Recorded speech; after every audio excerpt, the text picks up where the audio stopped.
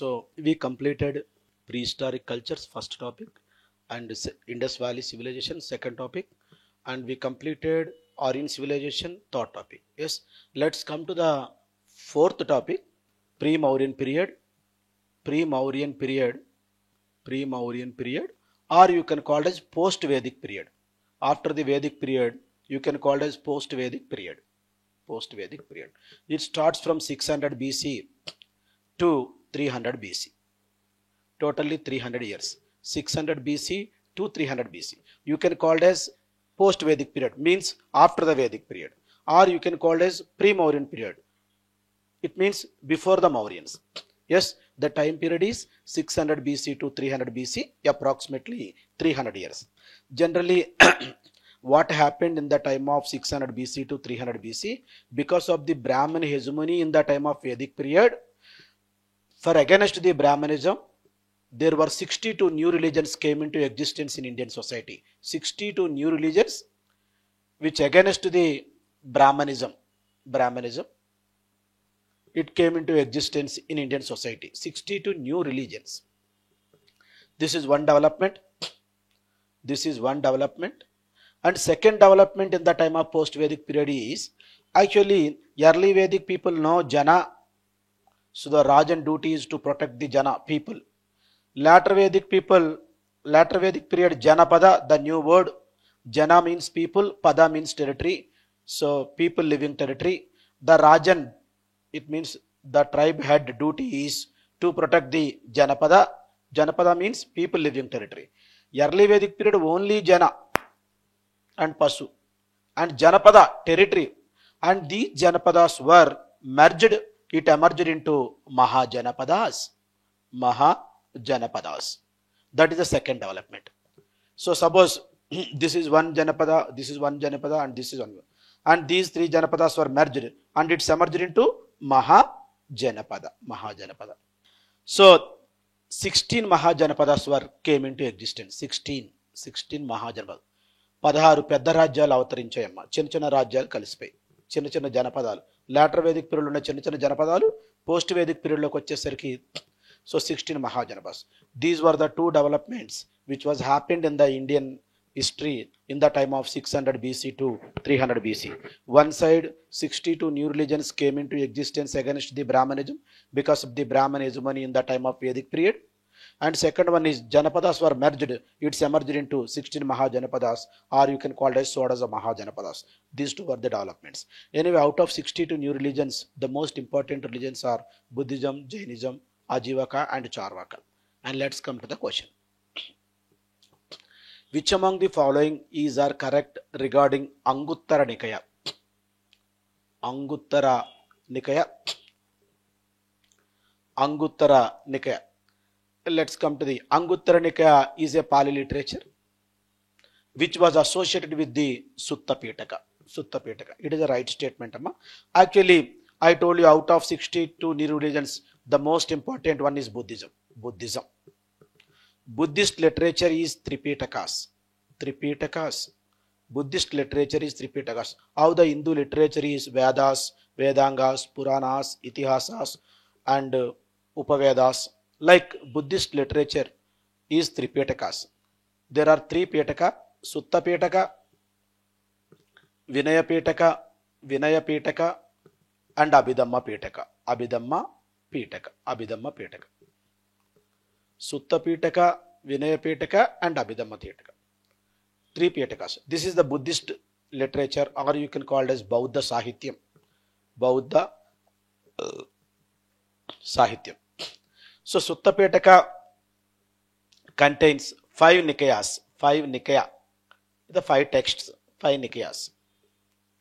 One of them is Anguttara Nikaya.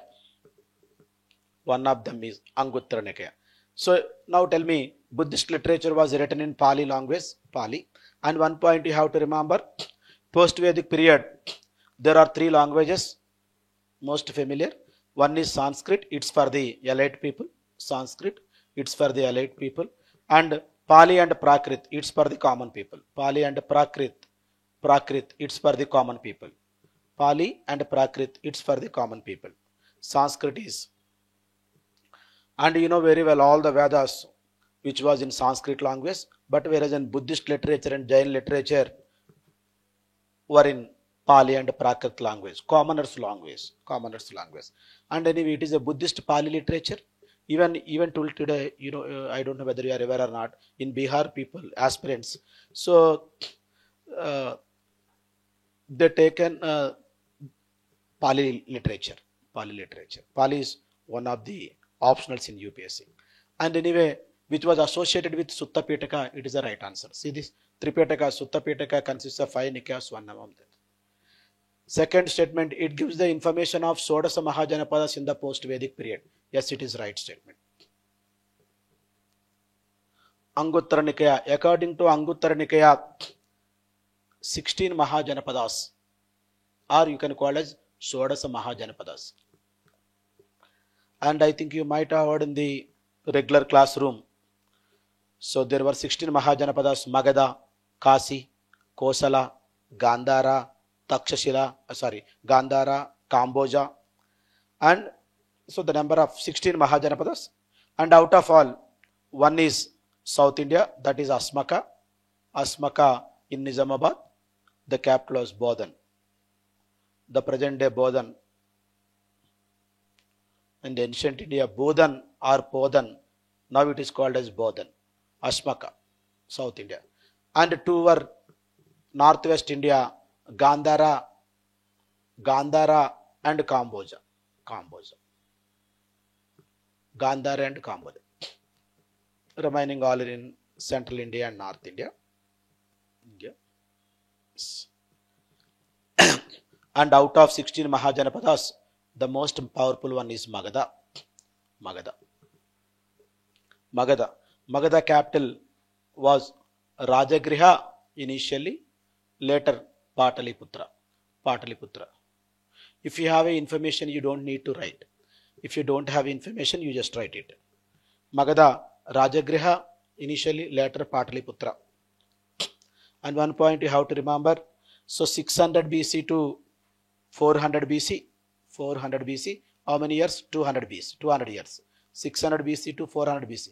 This is 300 BC, 400 BC. Within a short span of 200 years, Magadha conquered all the Mahajanapadas and it became empire. Within a short span of 200 years, Magadha conquered all the Mahajanapadas and it became empire, except Gandhara and Kamboja. Except these two.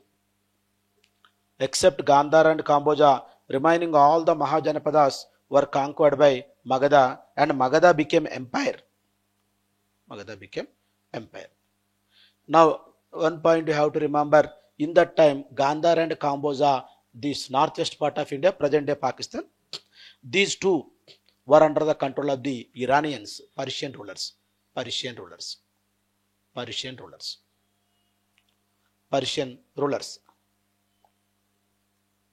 But later, in the time of 329 BC,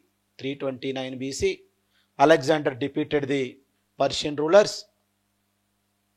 Alexander defeated the great Alexander defeated the Persian rulers and he conquered this territory. So one point you have to remember, initially this northwest part of India was under the control of the Persians, not the Greeks. But later it was under the control of the Greeks. Persians were defeated by the Greeks. Darius III, Persian ruler, was defeated by the Alexander in 329 BC.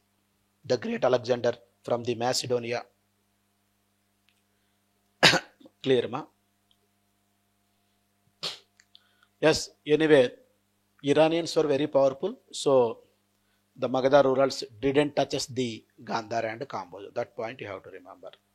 And this Magadha was ruled by the famous dynasties, Aryanka dynasty, Sisunaga dynasty, and Nanda dynasty. Why Magadha conquered all the Mahajanapadas? What is the significance of that? What are the important features of the Magadha became empire? Magadha empire అవడానికి కారణాలు ఏంటంటే, ఒకటి the great rulers of the Aryanka, Sisunaga, Nanda dynasty. First one, great rulers, and second one is geographical area. Magadha area in Bihar and eastern Uttar Pradesh. Bihar and eastern Uttar Pradesh. And you know very well Ganga river flowing like here like this, and this Rajagriha was surrounded by the hills and three sides and one side Ganga river. One is geographical area and second one is powerful rulers. Yes, let's come to the point. And finally, what happened? This Magadha, the last rulers were Nanda dynasty. The last ruler of the Nanda dynasty, Dhanananda, the last ruler of the Nanda dynasty, Dhanananda, was defeated by the Chandragupta Maurya. Chandragupta Maurya, with the assistance of Kautilya. With the assistance of Kautilya, the last ruler of the Nanda dynasty, Aryanka, Shisunaga, Nanda. Aryanka was replaced by Shisunaga, Shisunaga was replaced by Nanda. And last ruler of the Nanda dynasty, Dhanananda, was defeated by Chandragupta Maurya with the assistance of Kautilya. And Kautilya was insulted by the Dhanananda, and Kautilya wanted to take revenge against the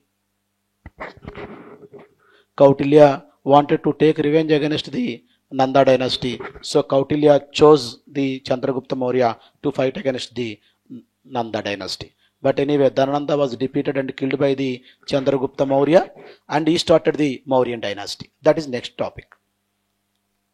He started the Mauryan dynasty. That is next topic. Okay, clear. So you got it, these points? Yes.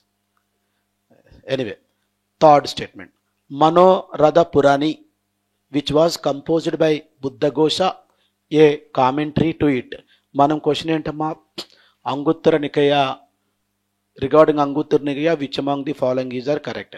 The first statement is correct, Sutta Pitaka, and second statement is correct. It gives the information of Sodasa Mahajanapadas. So Mahajanapadas and their capitals, Magadha, Rajagriha and Pataliputra. And suppose Malla, Paupuri and Kushinagara. And Kashi, Varanasi, like capitals and Mahajana. The information given by Sodasa Mahajana. And see this Manoradha Purani.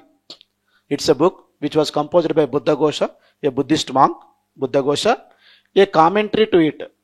I think you never be heard it, this Manoradha Purani. Yes, this is a commentary to the Anguttara Nikaya. It is a right statement. It is a right statement. Commentary means you know very well. Clear-cut explanation. All the three statements are right. What is your answer? What is your answer? D. All. Clear. Anguttara Nikaya ki commentary idamma. Anguttara Nikaya information istundi. Anguttara Nikaya Sutta Pitaka ఉన్న 5 Nikayasలో ఒక Nikaya. Sutta Pitaka is a one of the what it is called Buddhist literature, Tripitakas. Buddhist literature ఏంటని అడిగితే Tripitakas పెట్టాలమ్మా. Yes. The sacred text of Buddhist literature is Tripitakas. Regarding this, which among the following is not a part of it? What is your answer? Ma, what is your answer? Not a part of it. Which one? Which one? The sacred Nyaya Pitaka. ఎందుకంటే Buddhist literature మనం ఏం చెప్పుకున్నాం? సుత్త పీఠక, వినయ పీఠక, అభిధం పీఠక. న్యాయ పీఠక అనేది లేదు. It's not a part of it. So B is the right answer. Which among the following is are correct regarding Gautama Buddha? Regarding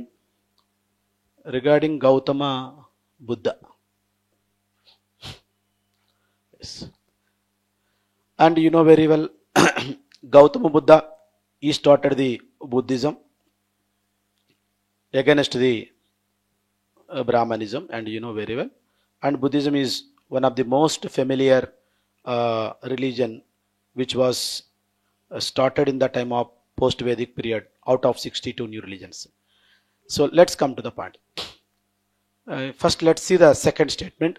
This was the most important religion among the 62 heterodox religions which came into existence in Indian society in the time of 6th century BC. Is it right or wrong? Right. Yes. Buddhism very famous out of 62 new religions. Yes. Yes. That is right statement, ma. And let's see the third statement. Yes, it was an anti-Brahmanical and anti-ritualistic religion. Yes, బ్రాహ్మణిజంలో rituals ఎక్కువైపోయి, యజ్ఞయాగాలు ఇవన్నీ ఎక్కువైపోయాయి. So ఇవన్నీ వద్దు అని చెప్పే ఈ రిలీజన్స్ అన్నీ స్టార్ట్ అయ్యాయి. Anti ritualistic, anti Brahminical. So right statement. Yes, let's come to the first one. First statement.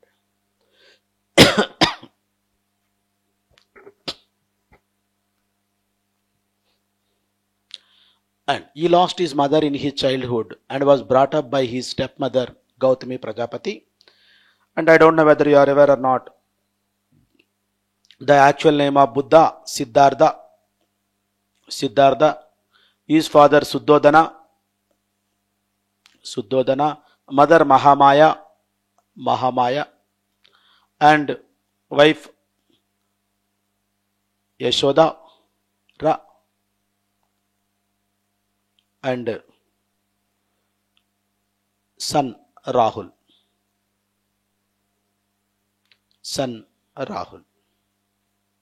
Yes. Anyway, Siddhartha జనరల్గా మహామాయ కడుపులో ఉన్నప్పుడు శుద్ధోధనుడు ఆస్ట్రాలజిస్ట్ దగ్గరికి వెళ్ళాడు. ఎందుకంటే మహామాయకి ఒకరోజు ఆమె కలలో డ్రీమ్స్లో వైట్ ఎలిఫెంట్ వచ్చింది. ఏంటి దీని మీనింగ్ అని చెప్పి శుద్ధోధన ఫాదర్ ఇక్కడికి ఆస్ట్రాలజిస్ట్ దగ్గరికి వెళ్తే ఆస్ట్రాలజిస్ట్ ఏం చెప్పాడంటే, ఈ వైట్ ఎలిఫెంట్ వచ్చిందంటే మీ అబ్బాయి he became great monk or became great emperor. She became great monk or became great emperor. Actually, Suddhodana, he was a king of Kapilavastu in Nepal. Suddhodana. Kapilavastu in Nepal. He was a king. It means Kshatriya. And now tell me, Amma, Kshatriya, he was a father is Kshatriya. Son కూడా ఏమవ్వాలంటాడు, క్షత్రియుడే, గొప్ప ruler అవ్వాలనుకుంటాడు. కానీ what he said astrologist, either he became great monk or became great emperor. So great emperor అయితే it's okay, but if great monk what would be, ఏంది position అర్థం కాలేదు. కాబట్టి సిద్ధార్థ పుట్టిన తర్వాత సిద్ధార్థని ఈ రాయల్ ప్యాలెస్, అతను కింగ్ కదా, రాయల్ ప్యాలెస్ దాటనకుండా ఇట్లా 29 ఏళ్ళు పెంచాడమ్మా. పెళ్లి చేశాడు, పిల్ల కూడా పుట్టాడు, రాహుల్ 29 years. కానీ ఒకరోజు సడన్గా బయటకు వచ్చాడు. ఎవరు? సిద్ధార్థ. ఎవరికి తెలియకుండా వచ్చినప్పుడు ఇతను 4 ఈవెంట్స్ చూశాడమ్మా, 4 ఇన్సిడెంట్స్. ఒక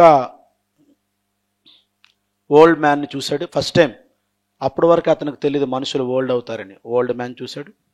సిక్ మ్యాన్ చూశాడు. డెడ్ బాడీని చూశాడు. ఒక మాంక్ని చూశాడు, ఎసిటిక్. ఓల్డ్ మ్యాన్ ఇట్లా కర్ర పట్టుకొని ఇలా షివరింగ్ అవుతూ వెళ్తున్నాడు. సిక్ మ్యాన్ కూడా ఫీవర్ వచ్చి షివరింగ్ అవుతుంది. అండ్ డెడ్ బాడీని తీసుకెళ్తున్నారు బరిల్ గ్రౌండ్కి, అందరూ ఏడుస్తున్నారు. సో చివరికి ఒక మాంక్ అట్లా వెళ్ళిపోతున్నాడు నవ్వుకుంటూ. సో ఈ 4 సంఘటనలు చూసినప్పుడు అతన్ని ఈ 3 సంఘటనలు కలిచివేసి అతను ఒక నిర్ణయానికి వచ్చాడు. ఏంటంటే, ఎందుకు అందరూ షివరింగ్ అవుతున్నారు? He knows that they are suffering, but he doesn't know why they are suffering. అది గట్టి మై పాయింట్ అమ్మా. వాళ్ళు సఫర్ అవుతున్నారని తెలుసు, కానీ ఎందుకు సఫర్ అవుతున్నారో తెలియదు. ఎందుకు తెలియలేదంటే అతనికి ఎప్పుడు వాళ్ళ డాడీ అలా పెంచలేదు కాబట్టి. ఇప్పుడు ఓల్డ్ మ్యాన్ మనకు తెలుసు, ముసలోడైతే వణుకుతాడు, జ్వరం వస్తే వణుకు వస్తుంది. డెడ్ బాడీ వెళ్తే మనం ఏడుస్తాం మన తాలూకు వాళ్ళైతేనే, కానీ అవి తెలియకుండా పెంచాడు. సో కాబట్టి he knows they are suffering, but he doesn't know why they are suffering. So he wants to know the answer of why they are suffering. So ఆ రోజు నైట్ ఇంటికి వచ్చేసాడు, అదే ఆలోచిస్తున్నాడు, ఎందుకు ఇట్లా అని. సో ఆలోచించి అతను ఒక కన్క్లూజన్కి వచ్చాడమ్మా. He came to one conclusion, that is the world is full of sorrow. The world is full of sorrow. ఆ సంఘటనలు చూసి ఇతను ఒక కన్క్లూజన్కి వచ్చాడు, ప్రపంచమంతా దుఃఖమయం. The world is full of sorrow. ఈ దుఃఖానికి కారణం కనుక్కోవాలనుకున్నాడు. అది ఇంట్లో ఫ్యామిలీ దగ్గర ఉంటే కష్టం. సో బయటికి పోవాలని 29 ఏళ్ల వయసులోనే అతను హార్స్ కంటక కంటక, అతను హార్స్ కంటక. ఈ హార్స్ తీసుకొని అతను క్షత్రియస్ కదా, హార్స్ తీసుకొని ఇతను వెళ్ళిపోవడం జరిగింది బయటకు అట్ ది ఏజ్ ఆఫ్ 29. అయితే దీన్ని మహాభినిష్క్రమణ అంటారమ్మా. ఇలా బుద్ధుడు ఇలా వెళ్ళడాన్ని మహాభినిష్క్రమణ అంటాడు. సిద్ధార్థ ఇలా వెళ్ళడాన్ని మహాభినిష్క్రమణ అంటారు. అంటే ఇల్లు వదిలి వెళ్ళడం. దీనికి సింబల్ హార్స్. బుద్ధుడు సిద్ధార్థ మనకి లుంబినిలో జన్మించడమ్మా, నేపాల్ కపిలవస్తు. ఈ బుద్ధుడి జననానికి గుర్తుగా మనకి లోటస్ చెప్తారు, లేటస్. అంటే బుద్ధుడి జీవితంలో 5 గ్రేట్ ఈవెంట్స్ జరిగాయి. ఈ బర్త్ అనేది మొట్టమొదటిది, లోటస్. దీన్ని పంచమహాకళ్యాణాస్ అంటారు 5 ఈవెంట్స్ని. రెండవది మహాభినిష్క్రమణ, horse.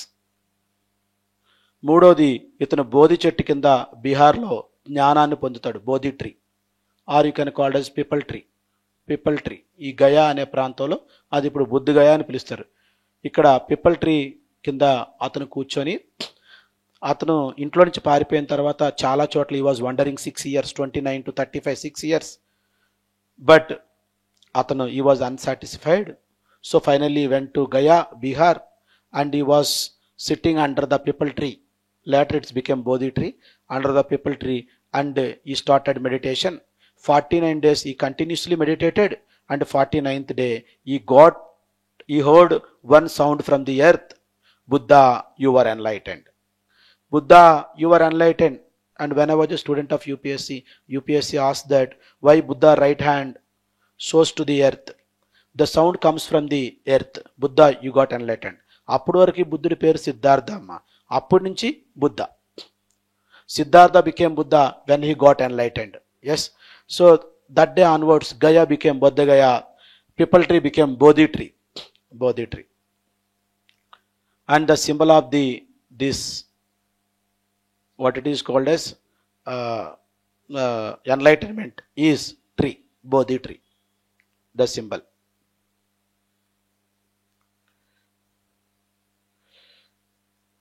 And he founded the why the world is suffering from the suffering. Why the world is suffering. Finally, అతను కనుక్కున్నాడమ్మా. ఎస్, అక్కడ వరకు ఉంచండి, తర్వాత మనం చెప్తాం. అయితే in he childhood his mother Mahamaya was died. So ఈ స్టెప్ మదర్ గౌతమి ప్రజాపతి ఇతన్ని బ్రాటప్ చేస్తుంది. Yes, right statement. And what is your answer? C 1 2 3. C 1 2 3. Oh my God. Yes. Dukkha, Samudaya, Nirodha, Marga. These words are recorded in which of the following literature? Which of the following literature? Dukkha, Samudaya, Nirodha, Marga. ఈ questions మీకు ఎక్కడ దొరకవు అమ్మా. ఇవి నేను సొంతంగా తయారు చేసినవి, టెక్స్ట్ చదివి సొంతంగా తయారు చేసినవి. కాబట్టి దుఃఖ, సముదాయ, నిరోధ, మార్గ, these words are recorded in which of the following literature. ఇవి ఏ సాహిత్యంలో చెప్పబడ్డాయి అని ఉందమ్మా. Jain literature, Buddhist literature, Vedic literature, and none. This is the 4 options. And coming to the point, so 1 2 3 పంచమహాకళ్యాణ్స్. The first one is Buddha birth. Second one is Buddha Mahabhinishkramana. Buddha means Siddhartha. Siddhartha. And third one is Siddhartha enlightenment. He became Buddha from that. Fourth one, so ఇతను knowledge తెలుసుకున్నాడు ఎందుకు suffer అవుతున్నారను. తర్వాత ఏం చేశారంటే ఇతను fourth one ధర్మచక్ర పరివర్తన. ధర్మచక్ర పరివర్తన ఇతను తెలుసుకున్న నాలెడ్జ్ని అతని డిసైపుల్స్కు చెప్పాలి అని చెప్పి అతను ఫిక్స్ అయ్యాడు. ఎస్, నేను సివిల్ సర్వీస్ రాశాను. I wrote a civil service. Yes, కాబట్టి I got knowledge. So particularly my option is history, and హిస్టరీలో I'm good at history. So కాబట్టి నేను ఏం చేస్తున్నా, దాన్ని ఊరికనే వేస్ట్ చేయకుండా ఆ నాలెడ్జ్ని నేను నా స్టూడెంట్స్కి షేర్ చేయను. అట్లనే బుద్ధ ఇతను తెలుసుకున్న నాలెడ్జ్ని షేర్ చేయాలి అని వాళ్ళ 5 డిసైపుల్స్కు షేర్ చేయాలని చెప్పి అతను సారనాథ్లో ఒక గెస్ట్ లెక్చర్ ఇచ్చాడమ్మా. Guest lecture. దాన్నే ధర్మచక్ర పరివర్తన అంటారు. ధర్మచక్ర పరివర్తన. A guest lecture of Buddha to his disciples at Sarnath deer park, జింకలవనం. సారనాథ్ డీర్ పార్క్, జింకలవనంలో. ఏం చెప్తున్నాడంటే, శిష్యులారా, నేను కొన్ని విషయాలు తెలుసుకున్నా, మీకు చెప్తా. సో మీరు ఫాలో అయితే మీరు ఎప్పుడు బాధపడరు అని. Yes, the first one is 4 noble truths చెప్పాడు. 4 noble truths. First one is దుఃఖ, DUKHA, దుఃఖ. The world is full of sorrow. దుఃఖ అంటే ఏంటమ్మా? The world is full of sorrow. ప్రపంచం అంతా దుఃఖమయం. Second one is సముదాయ.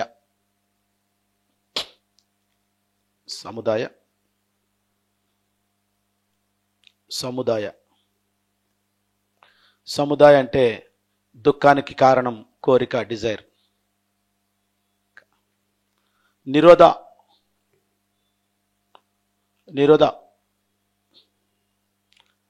నిరోధ అంటే కోరికలను జయించలేము, కానీ కోరిక నుంచి వచ్చినటువంటి సారోనెస్, దుఃఖం ఏదైతే ఉందో దాన్ని నిరోధించవచ్చు. మనం కోరికల్ని జయించలేమమ్మా. ఇప్పుడు IAS IPS అవ్వాలని ఉంది మీకు, అది మీ కోరిక, మీరు జయించలేరు. దానికోసం కష్టం ఉంటుంది. ఎందుకంటే అట్లా కూర్చొని 7-8 గంటలు క్లాసులు వినాలి, 4 గంటలు చదవాలి, మనకు పెయిన్ వస్తుంది, బ్యాక్ సైడ్, ఇవన్నీ ఉంటాయి. కానీ మన కోరిక మంచిది కాబట్టి మనకు పెద్దగా దుఃఖం ఉండదు. ఓకేనా? కానీ ఇక్కడ కోరిక ఏదైనా, ఇప్పుడు కోరిక ఉండొద్దు అనుకోవడం కూడా ఒక కోరికే, అంతే కదా? ఏం కోరికలు ఉండొద్దు అన్నట్లు అది కూడా కోరిక. కాబట్టి కోరికలు మనం జయించలేం. We can't conquer the desires. But desire నుంచి వచ్చేటటువంటి ఆ బాధని జయించవచ్చు అంటున్నాడు. నిరోధ, there was a way to conquer the sorrowness, not the desire అమ్మా. There was a way to conquer the sorrowness from the desire. 1 point you have to remember. ఏ కోరికలు ఉండకూడదని నీకు కోరిక ఉండడం, అది కూడా కోరికే. ఏమన్నాడంటే, స్టూడెంట్స్, ప్రపంచమంతా దుఃఖమయం. The world is full of sorrow. Cause for the sorrow is desire. And there is a way to prevent the sorrowness. మూడోది నిరోధ. There is a way to prevent the sorrowness. నిరోధ. వెంటనే పిల్లలు ఏం చెప్తారు? డిసైపుల్స్, ఆ గురుగారు చెప్పండి, అదేదో చెప్పండి, మేము దుఃఖంలో ఉంటున్నామని. ఇప్పుడు మీరైతే ఏం చెప్తారు? ఆ రోజుల్లో అది. ఈరోజు మీరైతే సార్ సివిల్ సర్వీస్ ఎలా అచీవ్ చేయాలి, గ్రూప్ 1 ఎట్లా చేయాలి, ప్రిలిమ్స్కి ఎట్లాంటి స్ట్రాటజీ, మెయిన్స్కి ఎట్లాంటి స్ట్రాటజీ ఉండాలి మీరు అడుగుతారు. ఆ రోజుల్లో ఈ బాధ ఎక్కువ ఉంటుంది, సారోనెస్, ఈ ఫ్యామిలీ సిస్టంలో సారోనెస్. దాన్ని ఓవర్కమ్ చేయడం అది పెద్ద విషయం. అప్పుడు ఏమ్మా, టు ప్రివెంట్ ది సారోనెస్, అది చెప్పండి గురుగారు అంటే. 4వది ఏంటమ్మా? మార్గ. దానికి ఒక మార్గం ఉంది, అది అష్టాంగ మార్గ. One has to follow the అష్టాంగ మార్గ. అష్టాంగ మార్గాన్ని ఫాలో అయితే మీకు ఇంకే ప్రాబ్లం ఉండదు. మార్గ, వే, అష్టాంగ మార్గం. గురుగారు అష్టాంగ మార్గం ఏంటో చెప్పండి అంటే వెంటనే అతను చెప్పడం మొదలుపెట్టాడమ్మా. Right action, right awareness, right effort, right aim, right livelihood, right meditation, right vision, right speech. ఏమ్మా? Right action, right aim, right awareness, right effort. 4 ఒక దగ్గర రాసుకోండి. Right action, right awareness, right aim, right effort ఒక దగ్గర. తర్వాత right livelihood, right meditation, right vision, right speech. అన్నీ మీకు తెలుసు.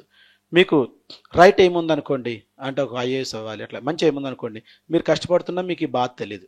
ఇప్పుడు నేనున్నా ఇట్లా 3 అవర్స్ నుంచోవాలి, అది బాధే కదా. దీనికి బదులు మన ఇంట్లో కూర్చొని జబర్దస్త్ చూసుకుంటే చాలా హ్యాపీగా ఉంటుంది పడుకొని. కానీ why I came here and teach. So ఎందుకంటే చాలామంది IAS IPS ఆఫీసర్లు తయారు చేసాము, ఇంకా చాలామందిని తయారు చేయాలి. అదొక రైట్ టైం. కాబట్టి 3 గంటల నుంచి ఉన్న పెద్దగా కాలేం నొప్పి ఉండదు.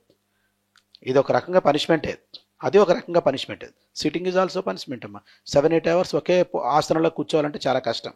బట్ వై వీఆర్ సెట్టింగ్ అంటే అయినా నీకు పెయిన్ తెలియట్లే అంటే you wanted to become a great officer, good officer అవుతావు కాబట్టి నీకు అవ్వట్లే. అదే అతను అంటున్నాడు, కోరికను నువ్వు జయించలేవు కానీ కోరిక నుంచి వచ్చే బాధను జయించవచ్చు. ఎట్లా అంటే నీ aim should be right, right aim, right action, right awareness, right effort, right livelihood, సరైన జీవనోపాధి, right meditation, right vision. So ఈరోజు మనం 2024లో ఉన్నాం. 2026లో ఎక్కడ ఉండాలి అని ఒక విజన్ ఉండాలి. 24లో ఇక్కడ ఉన్నాం, 2 yearsలో 26లో మనం ఎక్కడ ఉండాలి. So want to become IAS officer or IPS officer or any group 1 officer, deputy collector, municipal commissioner, అట్లా ఒక విజన్ ఉండాలి. 2 years, 365 days అంటే మచ్ 820 days ఎంతో ఆ టైంలోకి మనం 720 ఎంతో ఉంటుంది. ఈ 750 రోజుల్లో మనం ఇది అవ్వాలి. అట్లా రైట్ స్పీచ్ మనం మాట్లాడేది చాలా రైట్ స్పీచ్ మాట్లాడితే మనకి ఏ ప్రాబ్లం ఉండదు, ఏ బాధ ఉండదని చెప్పాడమ్మా. ఇది చెప్పాడు. ఎస్, ఈ 4 4 నోబెల్ ట్రూత్స్, 6 సత్యాస్ అంటారు. ఈ 8ని అష్టాంగ మార్గ అంటారు. చూడండి, మార్గ, అష్టాంగ 8. దీనికి బుద్ధ వీల్ సింబల్ అమ్మా, 8 spokes వీల్. ఇది పంచమహాకళ్యాణంలో 4వది, 5 great events ఆఫ్ బుద్ధ లైఫ్లో 4వదమ్మా. దీన్ని 4 నోబెల్ ట్రూత్స్ అంటారు, 6 సత్యాలు. దీన్ని అష్టాంగ మార్గ అంటారు. Yes, clear. ఈ పాయింట్ అర్థమైంది కదమ్మా. మీరు ఇంతకుముందు కోచింగ్ తీసుకున్నారా? ఫస్ట్ టైమా మీరు? ఫస్ట్ టైమా? మరి ఫస్ట్ టైం ఇప్పుడు వస్తున్నారు ఎట్లా? దేనికి ప్రిపరేషన్? యూపీఎస్ అమ్మా మీరు? నెక్స్ట్ ఇయర్కి కొత్తగా వచ్చారా? ఓకే, అంటే మొన్న వచ్చారు ఇక్కడికి హైదరాబాద్. ఇంతకుముందే వచ్చారా? చాలా రోజులైందా? లోకలా? Okay okay. మరి ఎట్లా రివిజన్ అర్థమవుతుందా? రివిజన్ అంటే చాలా ఒక ఫాస్ట్లో ఉంటుందమ్మా, అందుకోసం చేశారా? Okay, right. మరేంటి ఇంత కోచింగ్ ఇంకా నెక్స్ట్ ఇయర్ జాయిన్ అవుదామనా? తీసుకున్నారా? Okay, right.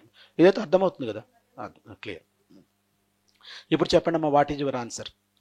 దుఃఖ, సముదాయ, నిరోధ, మార్గ, these words are record in which of the following literature? Buddhism, obviously Buddhist literature. Buddhist literature, clear. అయితే ఇంకొక పాయింట్ అమ్మా, పంచమహాకళ్యాణ, ఈ 5 great events ఆఫ్ బుద్ధలో లాస్ట్ది మహాపరినిర్వాణమ్మ. మహాపరినిర్వాణ. మహాపరినిర్వాణ అంటే డెత్, బుద్ధ డెత్. దీనికి సింబల్ ఏంటంటే స్తూప. స్తూప, స్తూప అంటే హాఫ్ డోమ్ స్ట్రక్చర్ ఉంటుందమ్మా. This structure was built on the relics of Buddha. Relics of Buddha, బుద్ధుడు అస్థికలపైనే కట్టినటువంటి ఈ హాఫ్ డోమ్ స్ట్రక్చర్ కలిగినటువంటి నిర్మాణాన్నే స్తూప అంటారు. Stupa is a construction or stupa is a half dome structure which is built on the relics of the Buddha or Buddhist monks. బుద్ధుడు అస్థికల పైన కానీ బౌద్ధ భిక్షువుల అస్థికల పైన కానీ కట్టినటువంటి ఈ హాఫ్ డోమ్ ఆకారంలో ఉన్నటువంటి దాన్నే స్తూప అంటారు. మనకు చాలా స్తూపాలు ఉన్నాయి, అమరావతి స్తూప, సాంచి స్తూప, గయ స్తూప, ఇట్లా. ఎస్, మహాపరినిర్వాణకి సింబల్ ఇది. అయితే Buddha was died at the age of 80 at కుషీనగర. కుషీనగర ఇది మల్లా మహాజనపద. 16 మహాజనపదాస్ చెప్పుకున్నాం కదమ్మా. మల్లా మహాజనపదాస్కి ఇది క్యాపిటల్ కుషీనగర. మల్లా మహాజనపదకి అది capital కుషీనగర.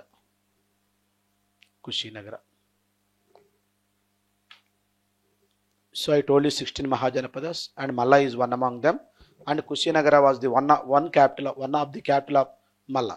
Actually 2 capitals, one is Kushinagara and the second one is Pavapuri. And Kushinagara అదే జనరల్ అనుకోండి, ఇలా మనకి the world is full of sorrow, అట్లా cause for the sorrow is desire, ఎట్లా చెప్తే ఆన్సర్ పెడతారు. ఇట్లా చెప్తే మనకు తెలియదు. అదే మీనింగ్ ఇదమ్మా, దుఃఖ, సముదాయ, నిరోధ, మార్గ. Next, which among the following లేదా following is are correct regarding Jainism. Following is are correct regarding Jainism. Next, after the Buddhism, Jainism is the next important religion out of 62 religions. Jainism, there are 24 high prophets, they are called as Tirthankaras. జైనిజంలో 24 మంది prophets ఉన్నారమ్మా, వాళ్ళని తీర్థాంకర అంటారు. Tirthankara, right statement. There were 24 Tirthankaras in Jainism. Tirthankara అంటే ఎవరు? Who is తీర్థాంకర?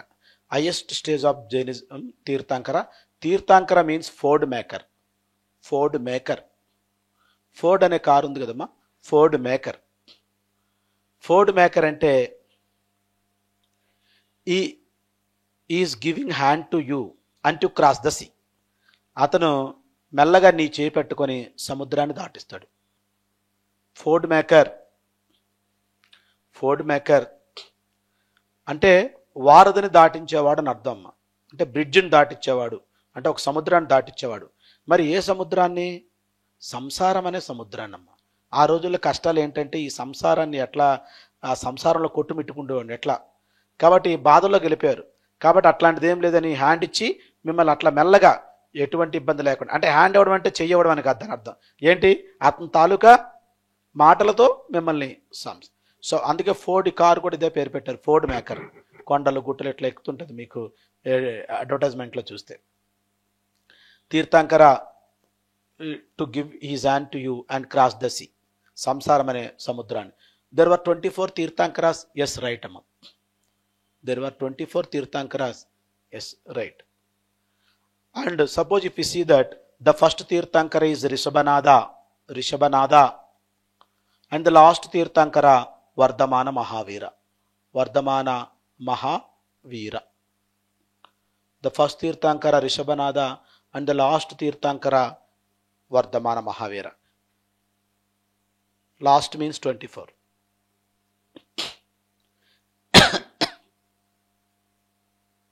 Yes. Next statement. Rishabhanada and Neminada names were mentioned in the Vedic literature. రిగ్వేదాలో మనకి ఈ రిషభనాద నేమినాద నేమ్స్ ఉన్నాయమ్మా. Rishabhanatha number 1, Neminatha number 22. Neminatha number 2, 22. First and 22 Tirthankara names were mentioned in the Rigveda. అంటే ఒక point మీకు అర్థం అవుతుంది. Jainism though it was started in 6th century BC. 6th century BC, మన టైం పీరియడ్ ఎంత? 600 నుంచి 300 BC వరకు మనం రాసుకున్నాం. 6th century BC, the roots goes back to the Vedic period because of the first and 22nd tirthankara names were mentioned in the Vedic literature Rigveda. Yes, వీళ్ళు ఇద్దరు పేర్లు ఇందులో మెన్షన్ చేయబడి ఉన్నాయి రిగ్వేదలో. అంటే రిగ్వేద ఎప్పుడుదమ్మా? 1500 BCది. అంటే అప్పుడే వీళ్ళు ఉన్నారా అనేది ఒకటి. అందుకే the roots goes back to the Vedic period though it was started in 6th century BC. Yes. 23rd Tirthankara Parshvanatha. 24th Tirthankara Vardhamana Mahavira. వీళ్ళని పురాణ పురుషులుగా భావిస్తారమ్మా ఈ రిషభనాథ అండ్ నేమినాథ. ఎందుకంటే we didn't have any history of them. వాళ్ళ గురించి మనకి ఏమీ తెలియదు, అంటే వాళ్ళ ఫాదర్ ఎవరు మదర్ ఎవరని. కానీ సో అందుకే Rishabhanatha is the traditional founder of the Jainism. Traditional founder. Rishabhanath is a traditional founder of Jainism. And Parshvanatha 23rd number. Parshvanatha వాళ్ళ ఫాదర్ తెలుసమ్మా మనకి, Ashvasena. He was a ruler of Kashi. కాశీని పరిపాలించేవాడు అశ్వసేన. కాశీ. పార్శ్వనాథ ఫాదర్ తెలుసు అశ్వసేన, మదర్ తెలుసు వామలాదేవి. Ashvasena ruler of Kashi. అంటే క్షత్రియులే, మనకు అర్థం అవ్వాలి, క్షత్రియులే. ఏమ్మా? Parshvanatha ruler of Kashi.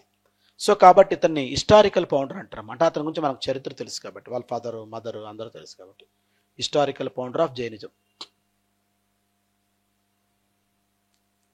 అయితే ఇతను నిగ్రంథ అనే ఒక రిలీజన్ని పెట్టాడమ్మా. నిగ్రంథ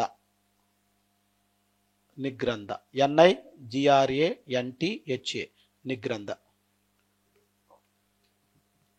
నిగ్రంథ అనే ఒక రిలీజియస్ సెక్ట్ని స్టార్ట్ చేశాడు.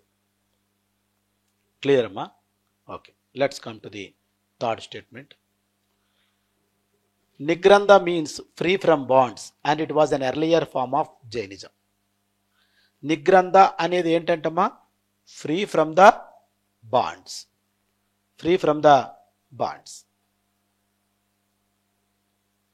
నిగ్రంథ అంటే మీనింగ్ ఏంటంట? ఫ్రీ ఫ్రమ్ ద బాండ్స్ అంటే ఏంటమ్మా చెప్పండి. ఫ్రీ ఫ్రమ్ ద బాండ్స్ అంటే బంధాల నుంచి కంప్లీట్గా ఫ్రీగా ఉండడం. ఇప్పుడు కిందన ఒక డెడ్ బాడీ వెళ్ళిపోతుంది, ఇక్కడ సౌండ్స్ వినిపించాయి, మనం చూస్తాం, ఓకే అని మళ్ళీ చదువుకుంటాం, ఏం పెద్దగా బాధపడం. వై? అతనికి మనకి ఎటువంటి బాండ్ లేదు కాబట్టి.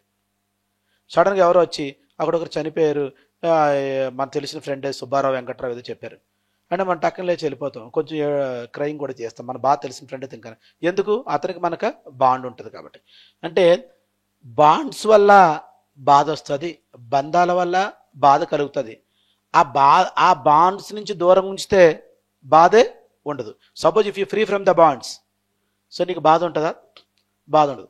నిగ్రంథ రిలీజన్ మెయిన్ ఉద్దేశం ఏంటంటే free from the bonds, meaning కూడా ఫ్రీ ఫ్రమ్ ద బాండ్సే, బంధాల నుంచి మిమ్మల్ని ఫ్రీ చేయడం. ఆ రోజుల్లో బాధలు ఇవేనమ్మా, వైఫ్, కూతురు, కొడుకు, అమ్మ, నాన్న, ఇలాంటి బాధలన్నీ ఉండేవి. నాన్నకి దెబ్బ తగిలింది వెంటనే మనం బాధ, వైఫ్కి ఏదో అయ్యింది బాధ, పాపకి ఏదో అయ్యింది బాధ. ఇట్లా మనకి ఆ బాధల నుంచి మిమ్మల్ని దూరం ఉంచడమే ఈ నిగ్రంథ్. ఎవరు స్టార్ట్ చేశారమ్మా? Parshvanatha, 23rd Tirthankara. And it was an earlier form of Jainism. Yes, Vardhamana Mahavira he was a real founder of Jainism. దానికంటే ముందు స్టార్ట్ అయింది కాబట్టి it is a free form of Jainism, right. ఇందులో 4 ప్రిన్సిపల్స్ ఉంటాయమ్మా నిగ్రంథాలో, 4 ప్రిన్సిపల్స్. 1 ఈజ్ సత్య అంటే నాన్ లయింగ్, అబద్ధాలు ఆడకూడదు. సత్య అంటే సత్యమనే పలకలు. Ahimsa, non injury or non violence. Satya అంటే అబద్ధాలు ఆడకూడదు, నాన్ లయింగ్, సత్యమనే చెప్పాలని. Ahimsa, non injury or non violence అంటే హింస చేయకూడదు, అహింస. అసతేయ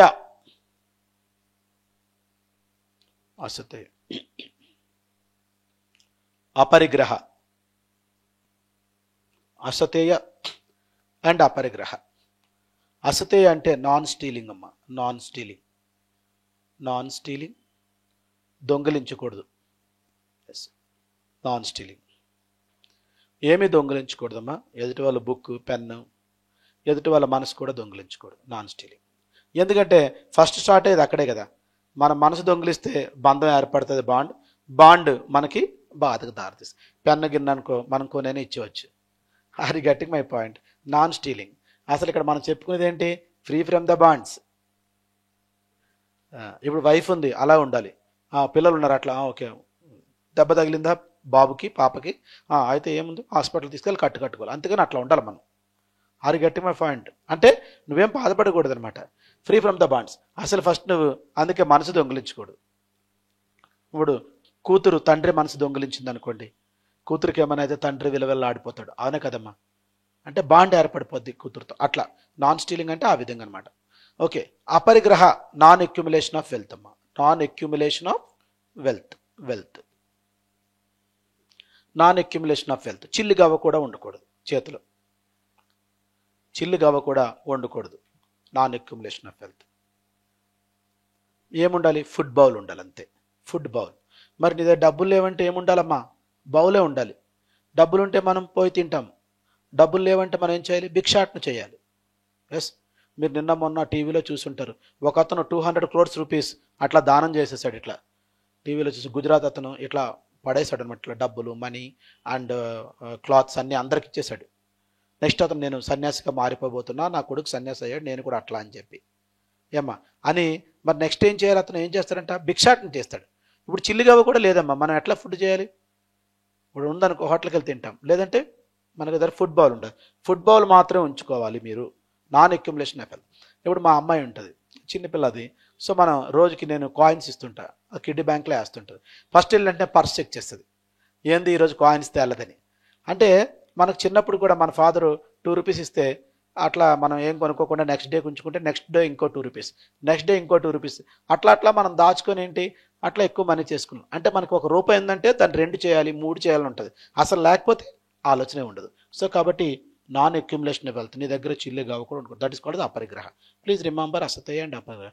సత్య, అహింస అట్ ఎనీ కాస్ట్, ఇది ఎలా రిమెంబరింగ్గా ఉంటుంది. సత్యం ఈ రెండు. Asteya non stealing, aparigraha non accumulation of wealth. These are the 4 principles of which religion? Which religion? Nigrantha. Nigrantha is a earlier form of Jainism. జైనిజంలో కూడా ఉన్నాయి ఇవి, ఎర్లియర్ వన్. ఎస్, 4th స్టేట్మెంట్కి వద్దాము. వర్ధమాన మహావీర నెంబర్ ఎంతమ్మా? 24. He was the last Tirthankara. There was no Tirthankaras after the Vardhamana Mahavira. 24th Tirthankara. He said that he was a real founder of the Jainism. Rishabhanada, traditional founder. Parsvanada, historical founder. And Vardhamana Mahavira, real founder. Real founder. Real founder. Yes, now the 4th statement. Come to the 4th statement. Vardhamana Mahavira added 5th principle Brahmacharya to the Nigrantha sect and made into Jainism. చూడండి అమ్మా, ఒకసారి 4th statement చదవండి. Vardhamana Mahavira added 5th principle brahmacharya to the Nigrantha religion. Already నిగ్రంథాలో 4 principles ఉన్నాయి. 5th principle బ్రహ్మచార్య అనేది ఇక్కడ add చేశాడు. Add చేసి ఈ నిగ్రంథ రిలీజన్ ఏం చేశాడు? జైనిజంగా మార్చేశాడు.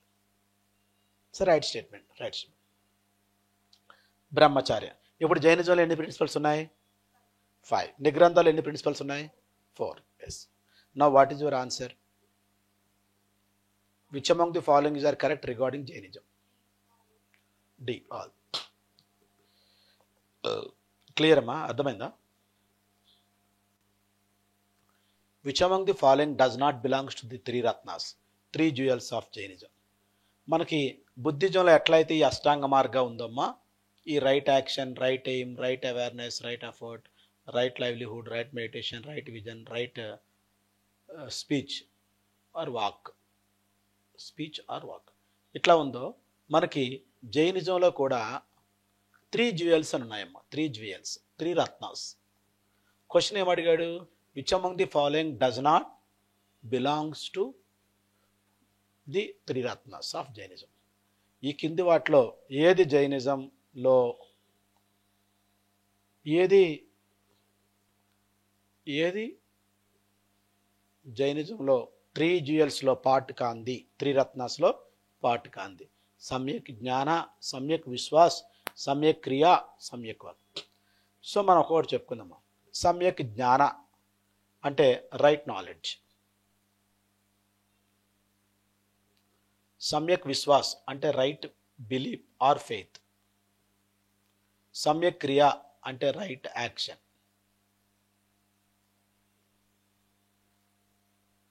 Right knowledge, right belief, right action. సమ్యక్ వాక్ అంటే రైట్ స్పీచ్. ఏమా, ఇవన్నీ సాంస్క్రిట్ వర్డ్స్ ఏమా. సో మనకి ఈ జైనిజంలో ఈ 3 రత్నాసు ఒక యూపీఎస్సి కానీ ఈ స్టేట్ సర్వీస్ ఆస్పిరెంట్స్ కానీ ఎంతలా ఉపయోగపడతాయంటేనమ్మా చాలా ఇంపార్టెంట్. చూడండి, మీకు అర్థం అవుద్ది. ఇప్పుడు సమ్యక్ జ్ఞాన, right knowledge. So you want to prepare for group 1 or civil service, you have to know the knowledge of that particular exam. అంటే ఏంటి? సో ఈ ఎగ్జామ్ ఎన్ని స్టేజెస్ ఉంటుంది? Prelims, mains, interview. ప్రిలిమ్స్లో ఎలా ఉంటుంది ఎగ్జామ్ ఆబ్జెక్ట్, మెయిన్స్లో ఎలా ఉంటుంది డిస్క్రిప్టివ్, అండ్ ఇంటర్వ్యూ ఎట్లా ఉంటుంది ఓరల్. సో ప్రిలిమ్స్లో ఏ సబ్జెక్ట్స్ ఉంటాయి, మెయిన్స్లో ఏ సబ్జెక్ట్స్ ఉంటాయి, ఇంటర్వ్యూలో ఏం అడుగుతారు, ప్రిలిమ్స్లో ఎట్లా అడిగారు ప్రీవియస్ క్వశ్చన్స్, సో మెయిన్స్లో ఎట్లా అడిగారు, ఇంటర్వ్యూలో ఎట్లా అడిగారు. తర్వాత ప్రిలిమ్స్లో ఈ ఓల్డ్ క్వశ్చన్స్ ద్వారా ఏ ఏ చాప్టర్స్ ఉన్నాయి, హిస్టరీలో, జాగ్రఫీలో ఉన్నాయి, పాలిటీలో ఏమున్నాయి, అంటే సిలబస్ ఏంటి అనేది మనం. అట్లా మెయిన్స్లో, అట్లా ఇంటర్వ్యూలో ఇంతకుముందు ఇంటర్వ్యూస్ ఆల్రెడీ యూట్యూబ్లో ఉంటాయి కాబట్టి ఎట్లాంటి క్వశ్చన్లు అడిగారు. ఇట్లా మనకి ఒకటి ఏదైనా మనం సివిల్ సర్వీస్, స్టేట్ సర్వీసులు కాబట్టి మనం దాని గురించి మాట్లాడతాం. ఇంకో వ్యక్తి కరాటే అంటే కరాటే గురించి, ఇంకో వ్యక్తి బాక్సింగ్ అంటే బాక్స్, ఒకరు క్రికెట్ అయితే క్రికెట్ గురించి. అట్లా మనం ఏం చేస్తామో దాని పట్ల కంప్లీట్ నాలెడ్జ్ ఉండాలమ్మా. ఒక ఎగ్జామ్ అయితే ఎగ్జామ్ పట్ల. తర్వాత తెలుసుకున్న తర్వాత మన మీద మనకి కంప్లీట్ బిలీఫ్ ఉండాలి, రైట్ బిలీఫ్. మనల్ని ఒకరు నమ్మాల్సిన అవసరం లేదు. సో బలం అంటే ఏంటి? నిన్ను నువ్వు నమ్మడమే బలం. 100 మంది నమ్మినా నీకు నమ్మకం లేకపోతే నువ్వు విన్నవు. సో ఎవడు నమ్మకపోయినా నిన్ను నువ్వు నమ్మితే you will become a winner. సమ్యక్ విశ్వాస్, నీ మీద నీకు నమ్మకం ఉండాలి. ఇంక తెలిసిన తర్వాత ఫస్ట్ నాలెడ్జ్ ఉండాలి, నమ్మకం. సో ఈ నమ్మకం, ఈ 2 అయిన తర్వాత ఇంక నువ్వు వెనక్కి తిరిగి చూడకూడదు. రైట్ యాక్షన్, సమ్యక్ క్రియ. ఇవి మనకి 3 రత్నాస్ ఆఫ్ జైనిజం అమ్మా, లేదా 3 jewels of Jainism. Now what is your answer? Fourth, ఇది ఆల్రెడీ సమ్యక్ వాక్ మనకి బుద్ధిజంలో ఉందో చూసారా, ఏంటిది? Right speech. So your answer is సమ్యక్, నాట్ బిలాంగ్స్ టు సమ్యక్ వాక్. సో అప్పుడే కదమ్మా, ఇప్పుడు కూడా అవి 3 రత్నాసే మనం వాడుకుంటే గనక. ఎస్ అమ్మా, which among the following is are correct? Next, yes. So మనకి 300 బీసీ నుంచి 200 బీసీ వరకు 100 ఇయర్స్ మనకి మౌర్యన్ పీరియడ్ అమ్మా. ప్రీ మౌర్యన్ పీరియడ్ తర్వాత మనకి Mauryan period 300 BC to 200 BC, just 100 years. Exact time period కావాలంటే మనకు 321 BC to 187 BC, exact 187 BC, 321 BC to 100. This is approximately 300 BC to 200 BC. ఇట్లా నుంచుంటే ఇది కనబడుతుందమ్మా, కనబడట్లేదు కదా, ఇట్లా నుంచుంటే కనబడట్లేదు. Okay, right, come to the point. So మనకి 321 BC to 187 BC Mauryan period. And how the Mauryan period was started you know very well, because of the last ruler of the pre Mauryan period, who Dhanananda was defeated by Chandragupta Maurya with the assistance of Kautilya, and he started Mauryan dynasty in 321 BC. Yes, it was ended in 187 BC. Yes, Mauryan dynasty lo manaku mukyanga Chandragupta Maurya amma founder and his prime minister Kautilya. Okay, Chandragupta Maurya son Bindusara and Bindusara son Ashoka. Yes, let's come to the point. Megasthenes Indica, Kautilya Ardhashastra are primary sources of Mauryan period. Megasthenes Indica and Kautilya Ardhashastra are primary sources of Mauryan period. Mauryan period.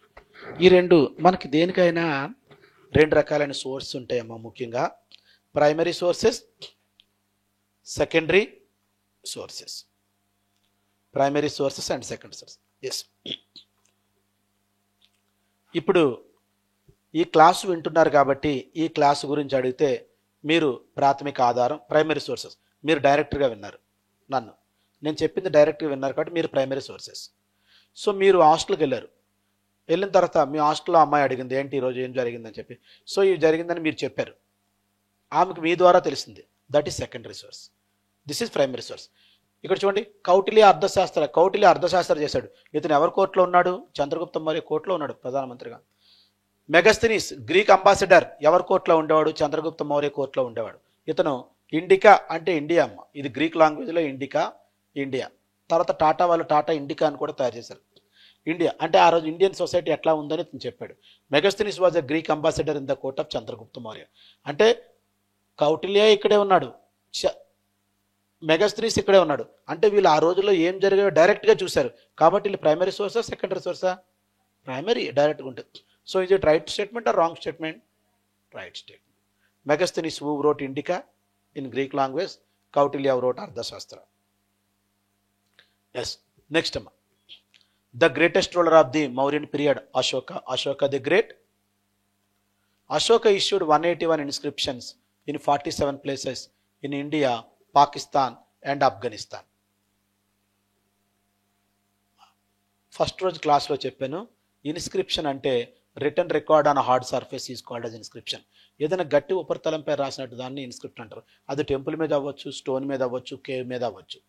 So ఆ రోజుల్లో మనకి అశోకుడు 181 శాసనాలు వేయించాడమ్మా 47 ప్లేసెస్లో. అశోకుడు శాసనాలని addicts అంటారు, మనం first రోజు చెప్పుకున్నాం. ఎందుకంటే so ancient Indian inscriptions are either eulogy or a land charter, but Ashokan inscriptions are different. Ashokan inscription neither eulogy nor a land charter. Ashokan inscriptions are royal orders, రాజ ఆజ్ఞలమ్మ, royal orders, రాజ ఆజ్ఞలు, రాజు ఆజ్ఞాపిస్తాడు ఇక్కడ. So అవునమ్మా, ఇండియాలో ఉన్నాయి, పాకిస్తాన్లో 2 ఇన్స్క్రిప్షన్స్ ఉన్నాయమ్మా, మన్షేరా and సాబజ్గిరి. మన్షేరా and Shahbazgarhi. Mansehra and Shahbazgarhi. ఆఫ్ఘనిస్తాన్లో కాందహార్ ఇన్స్క్రిప్షన్. ఈ మూడు తప్ప మిగతావన్నీ ఇండియాలో ఉన్నాయి. Ashoka issued 181 inscriptions in 47 places.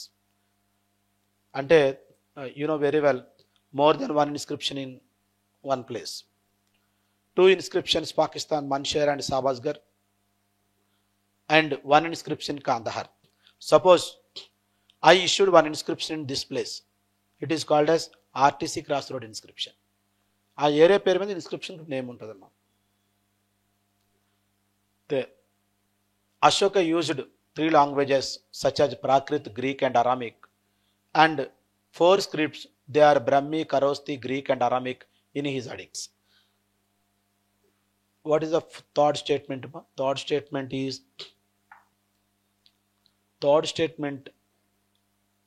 is Ashoka used 3 languages and 4 scripts in his edicts. 3 languages and 4 scripts. 3 languages. Yes. Prakrit. Used Prakrit in 46 places. Used Prakrit in 46 places. How many places totally? 47, 46 places Ashoka used Prakrit. I told you Prakrit is commoner's language. Yes. And 2 scripts, Brahmi and Kharosthi. Ashoka used Prakrit in 46 places out of 47. Script Brahmi. Please see, Brahmi script starts from right to left. Left to right, left to right, left to right, left to right. How you are writing? Left from right? Huh? That's is Brahmi. Yes. Suppose right to left, like Arabic language. That is called as Kharosthi. Clear? Ashoka used Brahmi in India, Kharosthi in Pakistan. Where that is? Are you remembering? 2 places. 2 places, Manshar and Sabasgiri. There, these 2 places Ashoka used Kharosthi. It means 44 places Brahmi and 2 places Kharosthi. Please remember. See the point. Prakrit language 46 places. In the Prakrit, Brahmi is 44, Kharosthi is 2.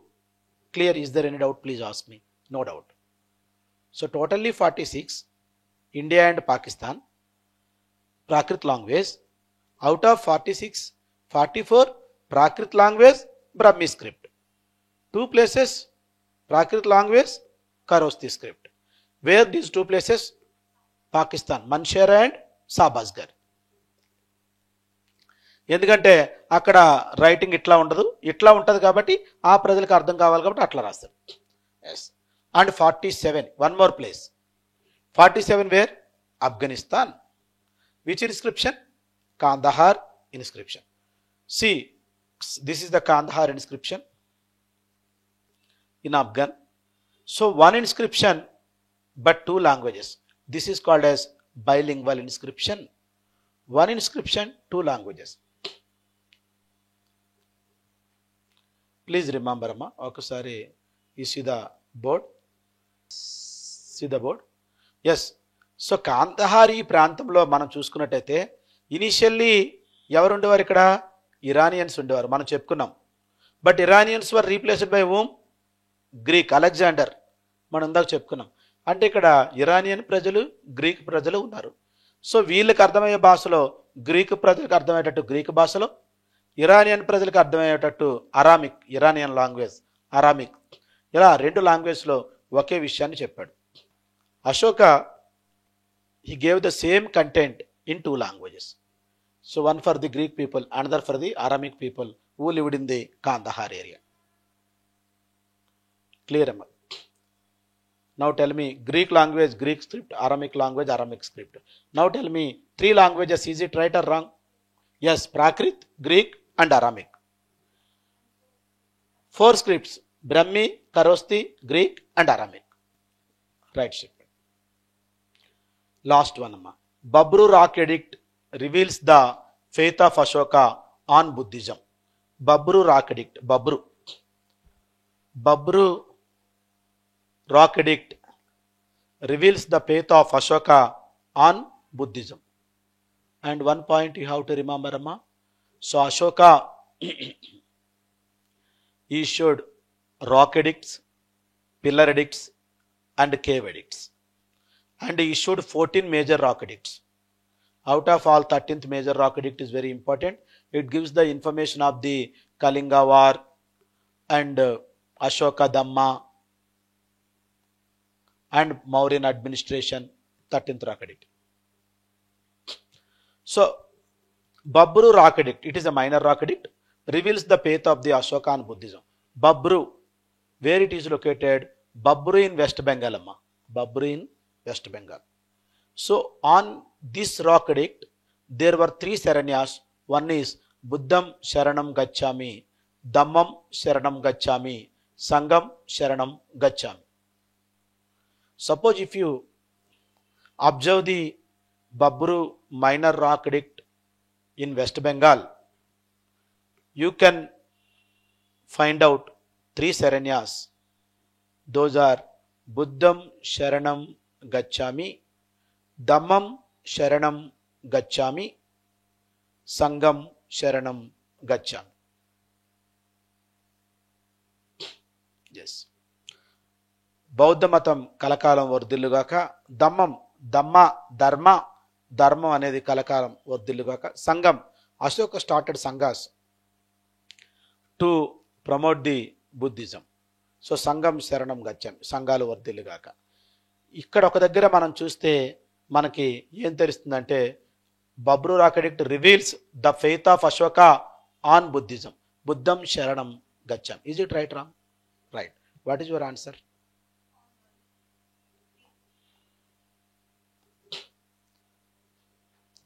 What is your answer? All 4D. Is there any doubt? Yes. Which among the following is are correct regarding Ashoka Dhamma? Dhamma is a Prakrit word, Amma. Dharma is a Sanskrit word. So Ashoka, though he good at Sanskrit, he chose Prakrit language for the propagation of the Dhamma, and in his inscriptions, which language he used? Prakrit language. How many places? 46 places. Out of 47 places, 46. అందుకే మీరు చూసారా, ఇప్పుడు కూడా rulers వచ్చినప్పుడు సామాన్య మానవుల భాషలో మాట్లాడతారు. ఇప్పుడు జగన్ మాట్లాడనుకోండి అక్కడి నుంచి అవ్వల్లారా అక్కల్లారా అని ఎంత సామాన్య ప్రజలకు అర్థమయ్యేటట్టు. ఇక్కడ మనకి కేసీఆర్ మాట్లాడారనుకోండి సామాన్య మానవుల భాషలో ఎందుకు అట్లా అంటే రూలర్ మనకి ఎవరైనా సామాన్య మానవుల భాషలో మాట్లాడితే తెలియకుండానే మన వాళ్ళని ఒక ఫీలింగ్ ఉంటుంది.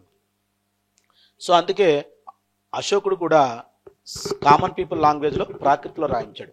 అశోక దమ్మ. అశోక ఇనిషియల్లీ వాజ్ చండాశోకమ్మ. Chandashoka. How you can say in 260 or 261 BC, what happened? Ashoka wanted to occupy the Kalinga and he fought against the Kalinga. That is Kalinga war. So this information comes from the 13th rock edict. Kalinga war. In the Kalinga war, 1 lakh people were died.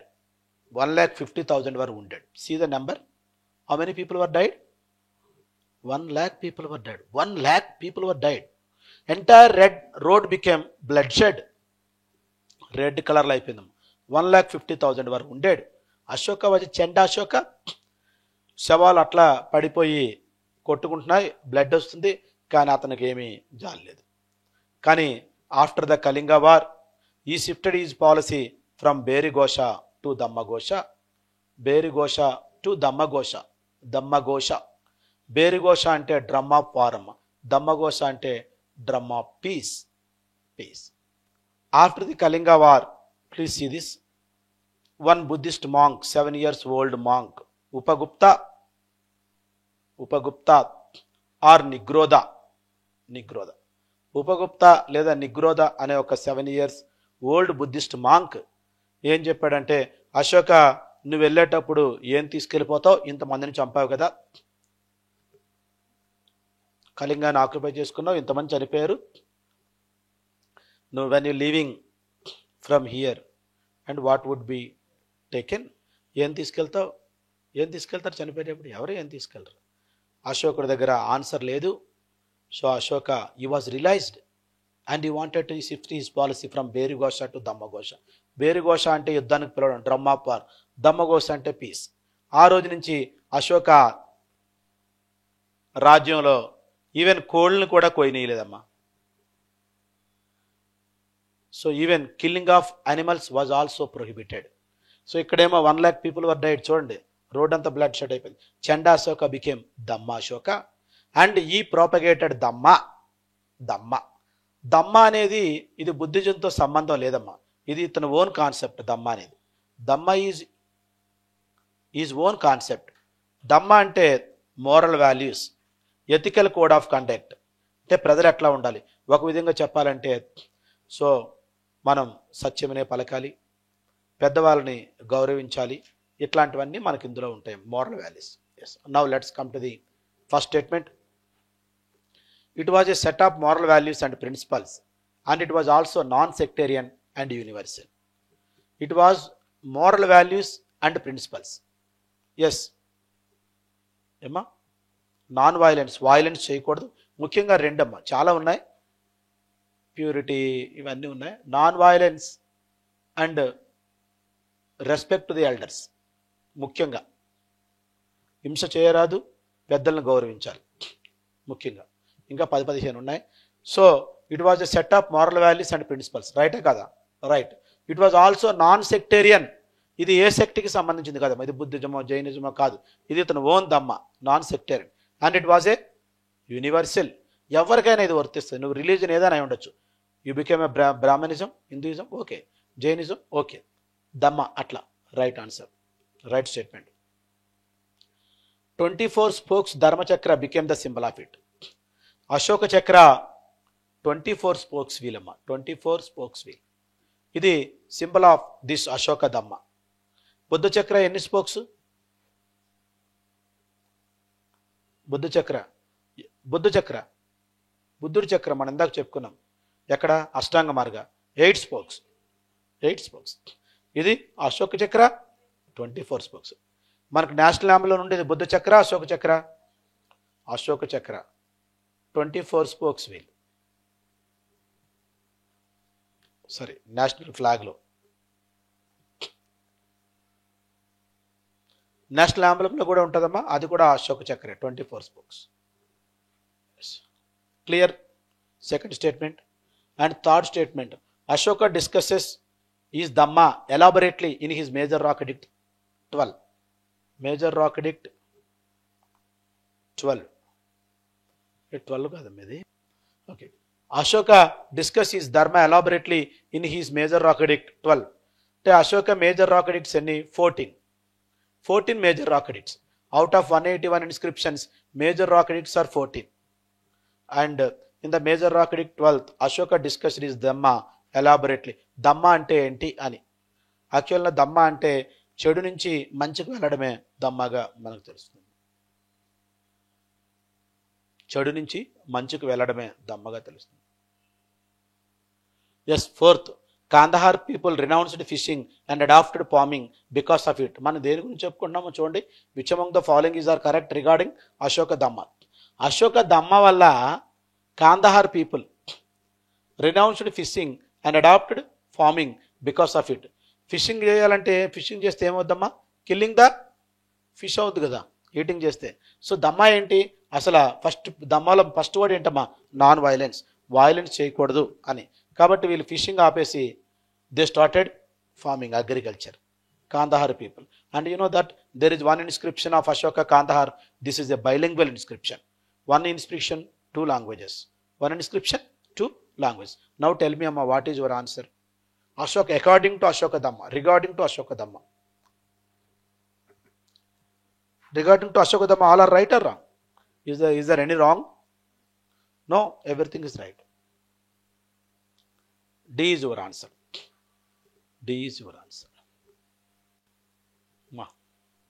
The last ruler of the Mauryan dynasty was assassinated by his military commander Pushyamitra Shunga, who was the last ruler of the Mauryans. Pushyamitra Shunga, and who was the last ruler of the Mauryans? The last ruler of the Mauryan dynasty was assassinated by his military commander Pushyamitra Shunga. Is right, Amma. Pushyamitra Shunga, he was a Brahmin military commander of Mitra Shunga, Brahmin military commander of last Mauryan ruler, 187 BC. I told you 321 to 187 BC. Yes. And the question is, who was the last ruler? Brihadrata, Samprati, Dasaratha, Kunala. Dasaratha, Kunala, Samprati. All the three were successor of the, all the four were successors of the Ashoka. But Samprati, Dasaratha and Kunala relatives to the Ashoka. And the last ruler was Brihadrata. A is the right statement. Brihadrata, he was the last ruler of Mauryan dynasty. He was assassinated by Pushyamitra Shunga. Pushyamitra Shunga.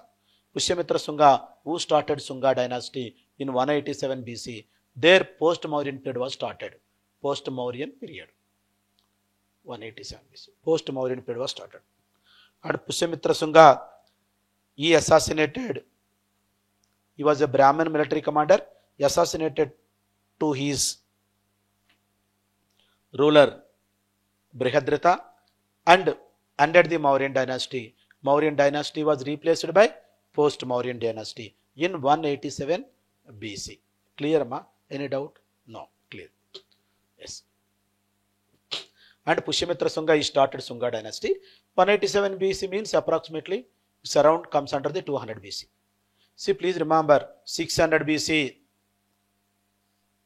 1500 BC to 600 BC Vedic period, Brahmanism hegemony was continued this time period, and 600 BC to 200 BC, 300 years, Buddhism and Jainism became more prominent. Yes, and after the please see the board.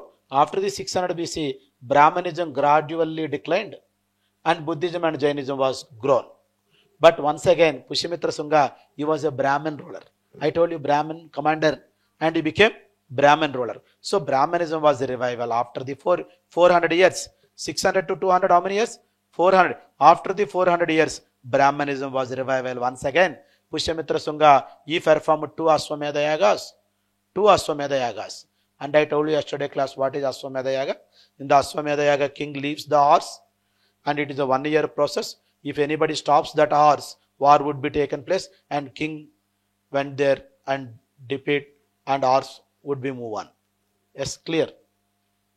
1 year lo entaithe horse tirugutundo aa rajyam anta king ku vastadu. 2 Ashwamedha Yaga. I don't know whether you are ever or not. Patanjali, do you know the name of Patanjali? Patanjali, he was a court scholar of Pushyamitra Shunga. Right to the point. Patanjali, he wrote Mahabhashya. He wrote Mahabhashya. Patanjali, Yoga Patanjali, you know very well. Patanjali, court scholar of Pushyamitra Shunga.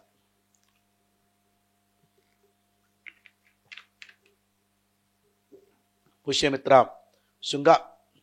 And Patanjali wrote Mahabhashya. Mahabhashya, it is a great commentary to the Panini Ashtadhyayini. Are you remembering Panini Ashtadhyayini is the first secular book in India? Panini Ashtadhyayini, 5th century BC. I told you. First religious book, Rigveda. First secular book, Panini Ashtadhyayini. First day I told you. 5th century BC. And this Mahabhashya is a great commentary on Panini Ashtadhyayini. Mahabhashya అనేది, it is not a new book, amma. It is a great commentary on Panini Ashtadhyayini. Any doubt? Any doubt, amma? No? And 2 points you have to remember. One is Patanjali was in the court of Pushyamitra Shunga, Yoga Patanjali, and you wrote Mahabhashya. It is a great commentary on Panini Ashtadhyayini. And you know very well, Panini Ashtadhyayini discuss about the Sanskrit grammar. Yes, the first secular text in India, 500 BC, or you can call it as 5th century BC. Yes, and one more point is, in the time of Pushyamitra Sunga, and Brahmanism was revival after the 400 years. After the Pushyamitra Sunga, his son Agnimitra came to the power. Agnimitra came to the power. Agnimitra, son of Pushyamitra Sunga. So what is the important that Kalidasa, who wrote Malavika Agni Mitram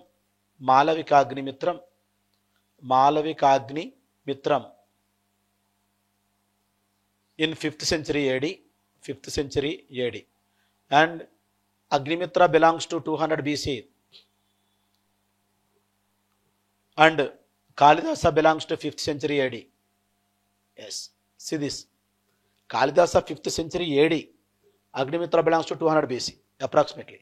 Yes, how many years before the BC? 200 years. After the Jesus Christ, 500 years. Totally 700 years. Yes, this Kalidasa who wrote Malavika Agnimitram, it is a story of this Agnimitra and his lover Malavika. After the 700 years, Kalidasa wrote this beautiful romantic love story between the Agnimitra and Malavika. చాలాసార్లు ఈ question అడిగారు, మళ్ళీ లాస్ట్కు అంత ముందు year కూడా అడిగారు. ఆ మాలవిక అగ్నిమిత్రం అనేది సాంస్క్రిట్ డ్రామా. కాళిదాస ఈ అగ్నిమిత్ర తర్వాత 500 ఏళ్ళ తర్వాత పుట్టాడు, అప్పుడు రాశాడు. సో దీంట్లో హీరో ఎవరంటే ఇతను, డైరెక్టర్ ఎవరంటే అతను, హీరోయిన్ ఎవరంటే మాలవిక. అండ్ ఇట్లా మనం చెప్పాలి. మనం లాస్ట్ టైం అడిగింది ఎట్లా అంటే a beautiful romantic love story which was written by Kalidasa. అందులో ఎవరో hero Agnimitra. So he was a ruler of Sunga dynasty, post modern period. And 6th ruler Bhagabhadra. ఎందులో ఈ Sunga dynasty లో 6th ruler Bhagabhadraమ్మ. Why Bhagabhadra is important? Bhagabhadra court, there was a Greek ambassador, his name was Heliodorus. Bhagabhadra court లో ఒక Greek ambassador ఉండేవాడమ్మ, అతని పేరు హీలియోడోరస్. ఇతను బేసానగర్ pillar inscription అని ఒకటి వేయించాడు. బేసానగర్లో, Madhya Pradesh. Besnagar pillar inscription issued by the Heliodorus. He was in the court of Bhagabhadra. He was a 6th ruler of the Sunga dynasty. అందులో ఏం రాశాడంటే, మైసెల్ఫ్ పరమ భాగవత, my god is Devadeva or Vasudeva. My god is Devadeva or Vasudeva. So Greek ambassador Heliodorus, he issued a inscription, Besnagar pillar inscription in Madhya Pradesh.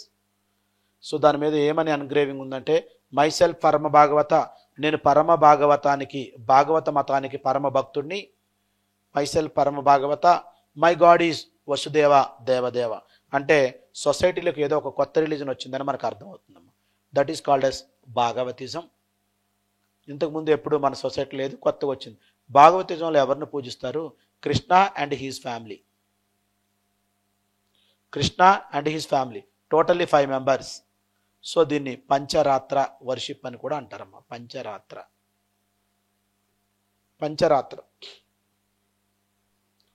ఏమ్మా. Bhagavatism new religion. ఇందులో ఎవరిని పూజిస్తారు devotees అంటే? Krishna and his family 5 members. Krishna, Sankarshana, Samba, Pradyumna, Aniruddha అనే 5 మెంబర్స్ ఉంటారు వాళ్ళు. అందుకే దీన్ని పంచరాత్ర వర్షిప్ అంటారు. క్లియర్ ఇదమ్మా. Yes. Now tell me what is your answer? Clear? Which among the following is are correct?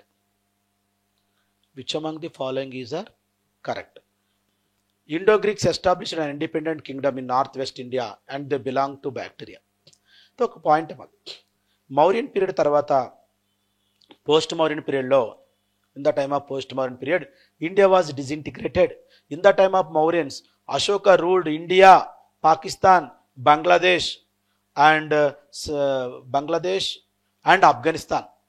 But after the Ashoka and after the Mauryan period, the Indian territory was disintegrated and some territory was ruled by the Indian rulers, and some territory was ruled by the foreign rulers. Indian rulers, Sunga dynasty, you know very well. Sunga dynasty replaced the Mauryan dynasty.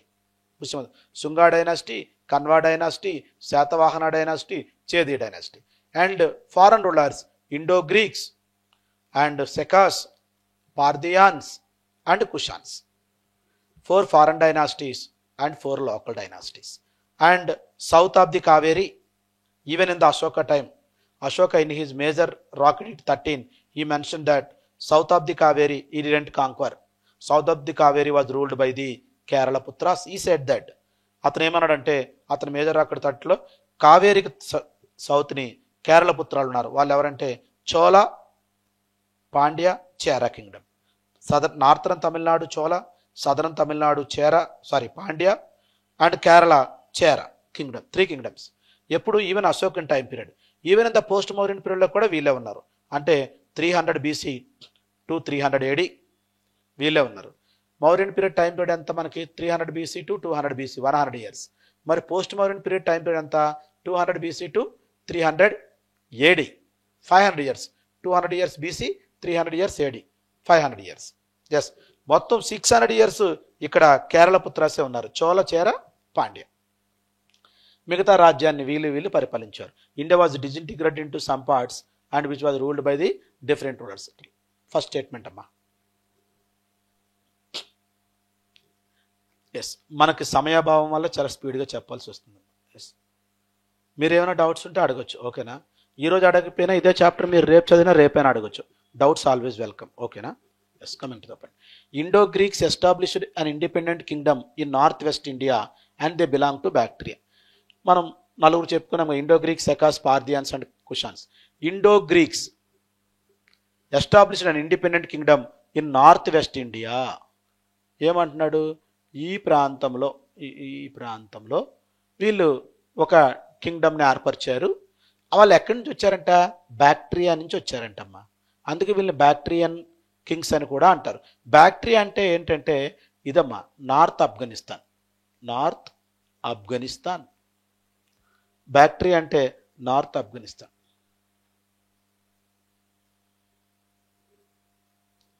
Yes, next right statement అమ్మా. They belong to బ్యాక్ట్రియా.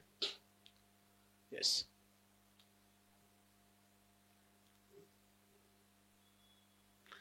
And the first Indo Greek king Demetrius.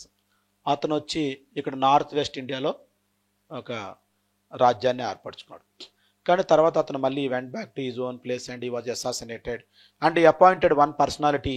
Is name was మియాండర్.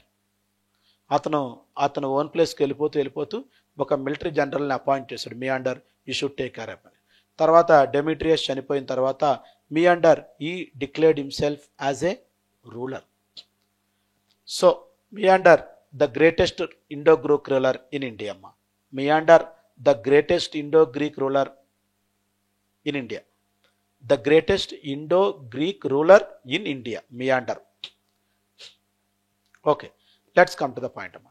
Melinda Panha అనేది ఒక book అమ్మా.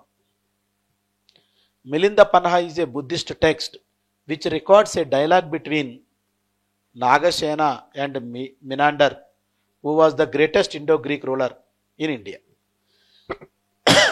చివరిది right. who was the greatest Indo-Greek ruler in India మనం చెప్పుకున్నాం ఇప్పుడే. కాకపోతే ఈ మిలింద పన్హ ఏదైతే ఉందో అది ఏంటంట, ఒక Buddhist text which records a dialogue between Nagasena అంటే Menander he came from the northern Afghanistan, Bactria, and he ruled India, northwest part of India, and he assimilated into the Indian culture. He mingled into the Indian culture and he had taken the Buddhism. He patronized the Buddhism. Before taking the Buddhism, Meander asked some questions to the Nagasena. He was a Buddhist monk. Nagasena బుద్ధిస్టులో ఉన్న గొప్పతనం ఏంటి, Buddhism ఎందుకు తీసుకోవాలి, ఇలాంటి క్వశ్చన్లు అన్నీ ఎవరు అడిగారమ్మా, మియాండర్. అయితే మియాండర్ అడిగిన క్వశ్చన్స్నే నాగసేన ఆన్సర్లు చెప్పాడు. మియాండర్ ఈ వాజ్ సాటిస్ఫైడ్ అండ్ ఈ patronised the Buddhism.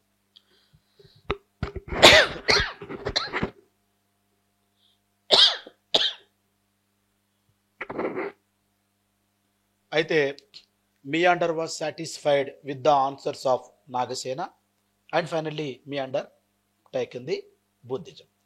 And what was the questions asked by the Meander?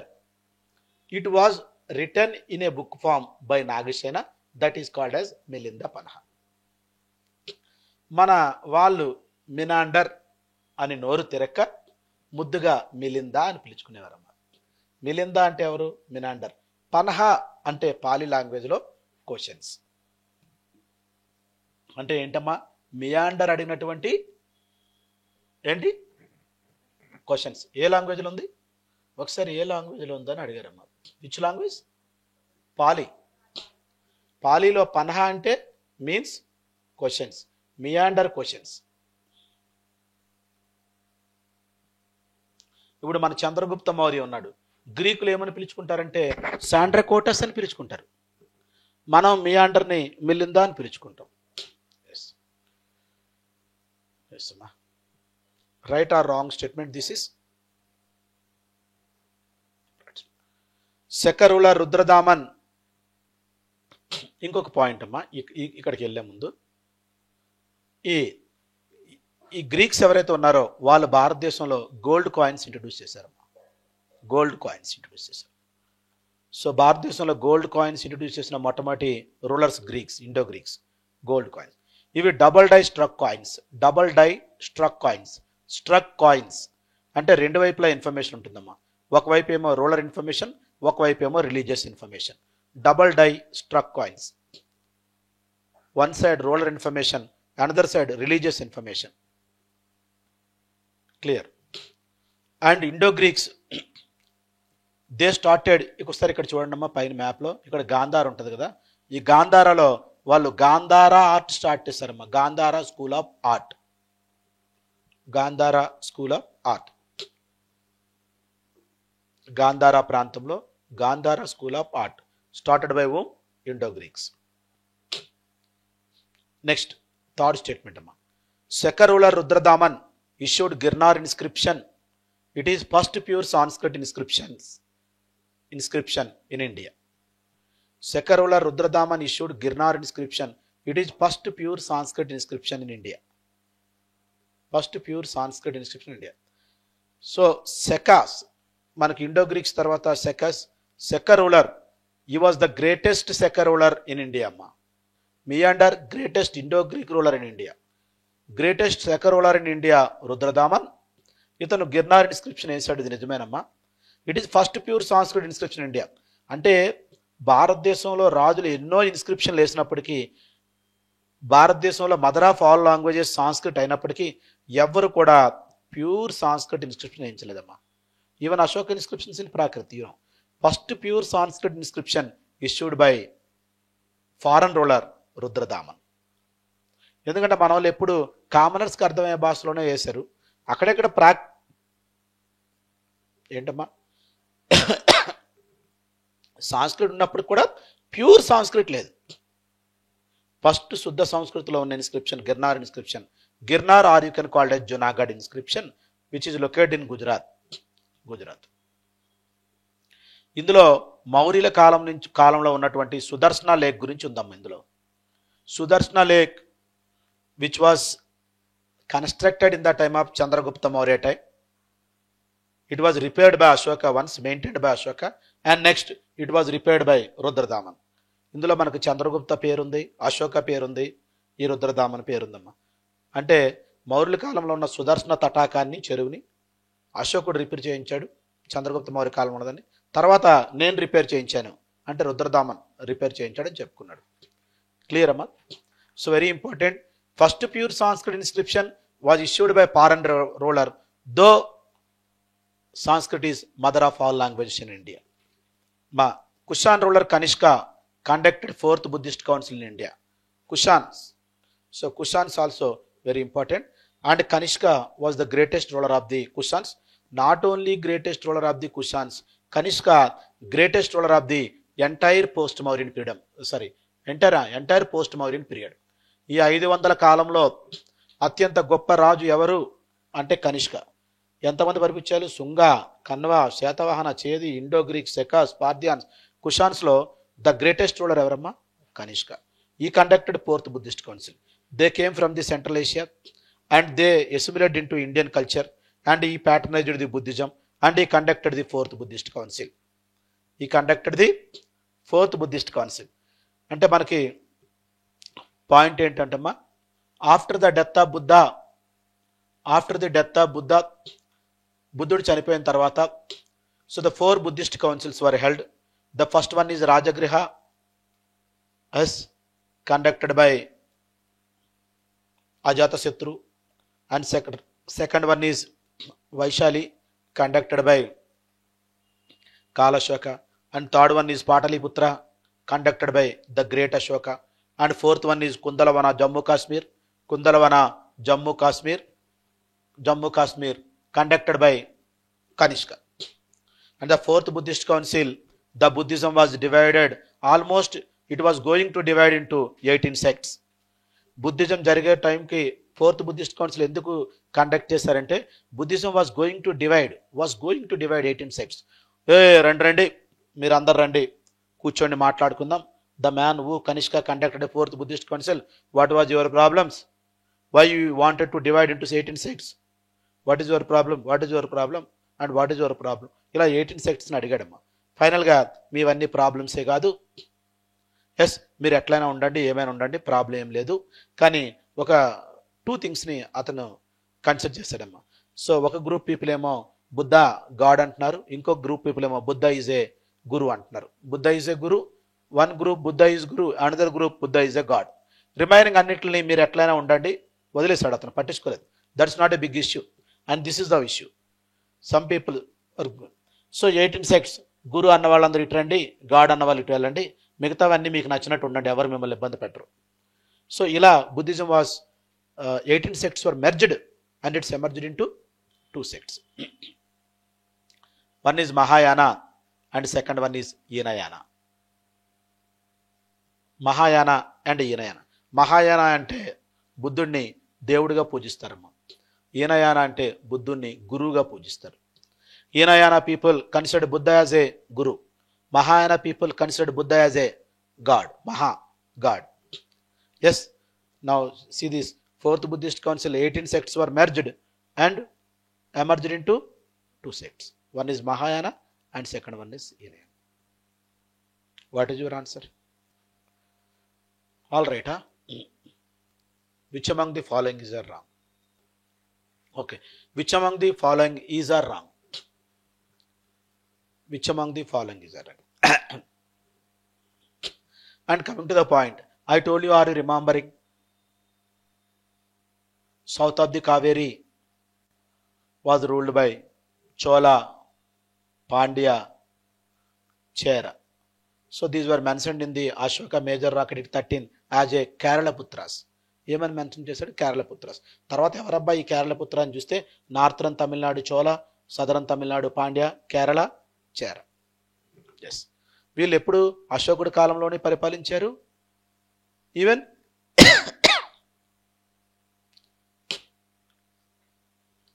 ఈ కాలంలో కూడా పరిపాలించారు, పోస్ట్ మోడర్న్ పీరియడ్లో కూడా.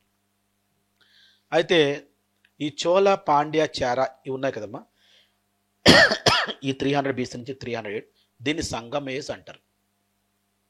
సంగం ఏజ్.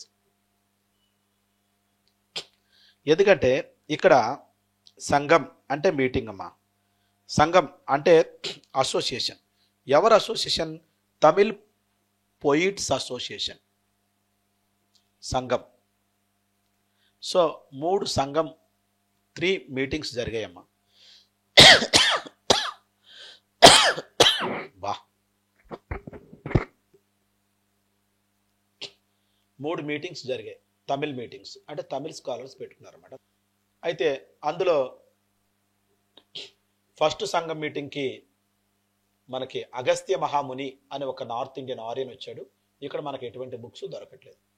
ఇది మదురైలో జరిగింది, పాండ్య క్యాపిటల్ మదురై. రెండో సంఘం మీటింగ్కి తోల్ కపియార్ అధ్యక్షత వహించాడు. ఇది కూడా కపటపురంలో జరిగింది, మదురై పక్కనే కపటపురం. మదురై అనుకోండి, పక్కనే ఉన్న ఒక విలేజ్ కపటపురం. పాండి, తోల్కాప్యం.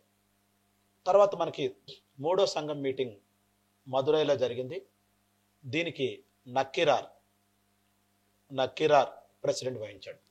అయితే మొదటి సంఘం మీటింగ్లో మనకేం బుక్స్ దొరకట్లేదమ్మా. అగస్త్య మహాముని అనే ఒక ఆర్యన్ ఈ crossed the Aravalli and came to south India and ఈ స్టార్టెడ్ ది ఫస్ట్ సంఘం మీటింగ్. అంటే ఇది మైథలాజికల్గా మనకి ఇన్ఫర్మేషన్ అమ్మా. ఏం తెలుస్తుందంటే సౌత్ ఇండియన్స్కి పెద్దగా క్యాస్ట్ గురించి తెలియదు, ఈ బ్రాహ్మణ క్షత్ర వైశ్య శూద్ర. సో క్యాస్టిజాన్ని ఇక్కడ ఇంట్రొడ్యూస్ చేశాడు అగస్త్య మహాముని అంటారు. బ్రాహ్మణ్ డామినేషన్ లేదు ఇక్కడ, ఆధిపత్యం, కానీ బ్రాహ్మణ ఆధిపత్యాన్ని ఇతను ఇంట్రొడ్యూస్ చేస్తారంటాడు. ఇక్కడ రిచువల్స్ అనే దానికి తావే లేదు, కాబట్టి రిచువల్స్ని ఇక్కడ ఇంట్రొడ్యూస్ చేశాడు. అంటే ఆరియన్ ట్రెడిషన్స్ ఏవైతే ఉన్నాయో, caste system, Brahmana hegemony and rituals all were introduced by Agastya Mahamuni in south India అని చెప్పడం జరిగింది. Mythological story. రెండవ సంఘం మీటింగ్కి ఇక్కడ బుక్స్ ఏం దొరకలేదమ్మా.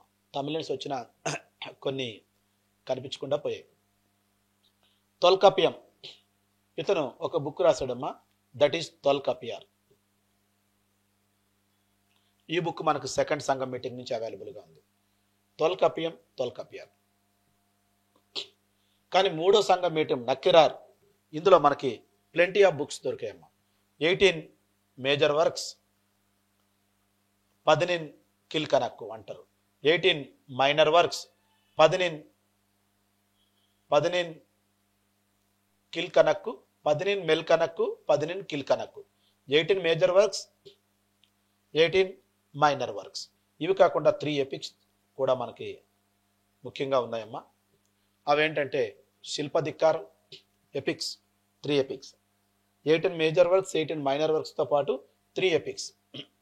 శిల్పధిక్కారం, దీన్ని ఇల్లంగో అడిగలు రాశారు, రైట్ స్టేట్మెంట్ అమ్మా, రైట్ మ్యాచింగ్.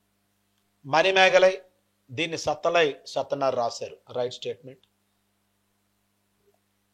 శివగ సిందామణి, ఈ 3 ఎపిక్స్ అమ్మా. ఇక్కడ మనం 3 ఎపిక్స్ చెప్పుకున్నాం కదా, తమిళ ఎపిక్స్. శివగ సిందామణి నక్కిరార్ రాయలేదమ్మా.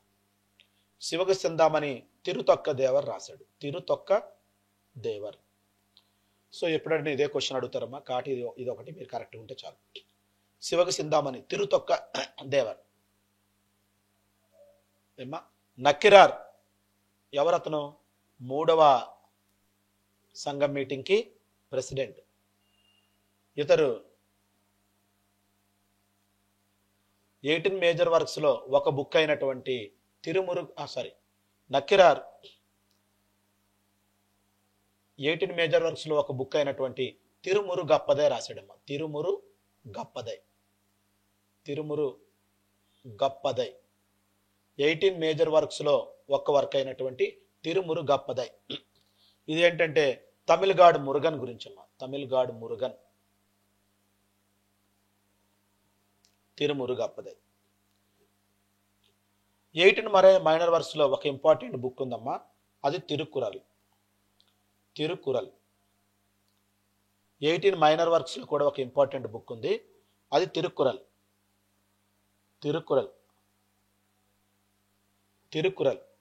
బాబు తీసుకొచ్చేమ్మా లోపల. తిరుక్కురల్, తిరువల్లువారమ్మ, తిరువల్లువారు. 18 మేజర్ వర్క్స్ లో ఒక ఇంపార్టెంట్ బుక్ తిరుమురు గప్పదే. ఇది వాళ్ళ గాడ్ మురుగన్ గురించమ్మా. నక్కిరార్ రాశాడు, మూడవ సంఘం మీటింగ్ ప్రెసిడెంట్. 18 మైనర్ వర్క్స్ లో ఒక ఇంపార్టెంట్ బుక్ ఉంది ఎగ్జామ్కి, దాని పేరు తిరుక్కురల్, దాన్ని తిరువల్లువారు రాశాడు. దీన్ని బైబిల్ ఆఫ్ తమిళ్ లిటరేచర్ అంటారమ్మా. When I was a student of UPSC asked this question, what is the Bible of Tamil literature? Thirukkural. What is the Bible of Tamil literature? Thirukkural. These 3 are epics. Tolkappiyam, second meeting, and major works 18 Melkanakku, Tirumurugoppade, written by Nakkirar, and Tirukkural by Tiruvalluvar. Yes. Manimegalai is related to Buddhism. Sivaga Sindamani related to Jainism. అంటే మణిమేఘలైలో మనకు మణిమేఘలై అనే ఒక court dancer ఉంటుంది. So ఆమె చాలా అందంగా ఉంటుంది, ఆమె చాలా దాంట్లో ఎక్స్పర్ట్ ఉంటుంది. సో ఆమెని అందరూ ఇష్టపడతారు, కాబట్టి ఆమె చివరికి బౌద్ధ సన్యాసిగా మారిపోద్దమ్మా, బుద్ధిస్ట్ మాంగ్గా మారిపోద్ది.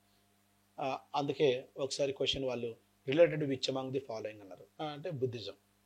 ఆమె ఫైనల్గా బౌద్ధ మాంగ బుద్ధిస్ట్ నన్గా మారిపోద్ది.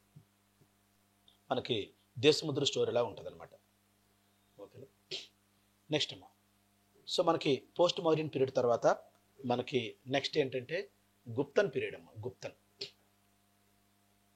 ఇది 300 నుంచి 550 AD వరకు. మనకి ఇండియాలో మొత్తం ఇండియన్ టెరిటరీ మొత్తం అశోక టైంలో ఒకరి అండర్లో ఉందమ్మా. మళ్ళీ పోస్ట్ మౌర్యన్ పీరియడ్లో ఇది డిజింటిగ్రేట్ అయిపోయింది. మళ్ళీ గుప్తుల కాలంలో it comes under the one single ruler, particularly none other than Samudragupta. సముద్రగుప్తని ఇండియన్ నెపోలియన్ అని కూడా పిలుస్తారమ్మా. అంటే నెపోలియన్ ఎట్లా అయితే యూరోప్లో అన్ని రాజ్యాలని జయించడం, అట్లాగే సముద్రగుప్త కూడా జయించినట్టు. అయితే సముద్రగుప్త 100 రాజ్యాలని జయించినట్టు మనకి తెలుస్తుందమ్మా, 100 kingdoms. So now come to the first statement.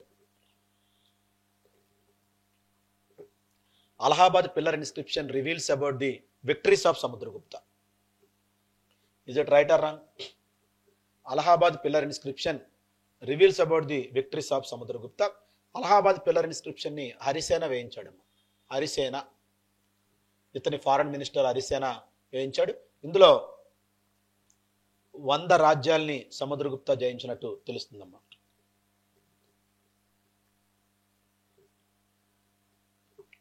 మీకు తెలుసో లేదో,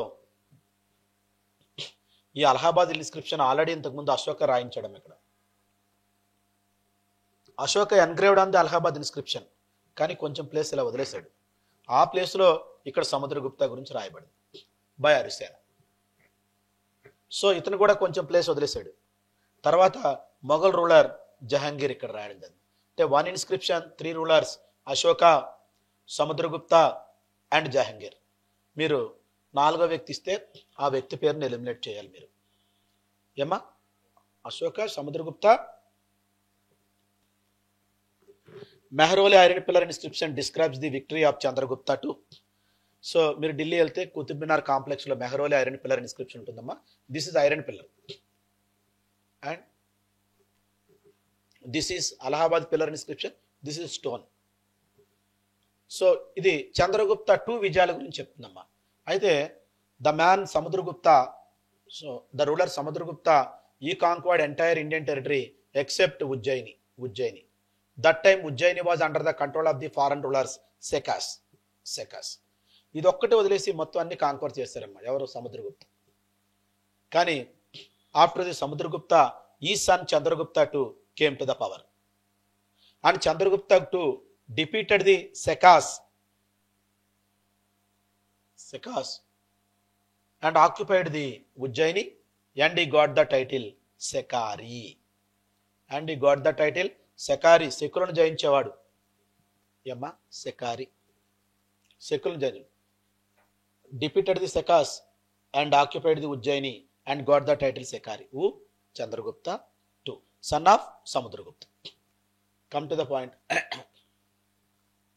And I don't know whether you are aware or not, amma. In the time of Chandragupta II, in his court there were 9 scholars. They were called as Navaratnas, and one of them is Kalidasa.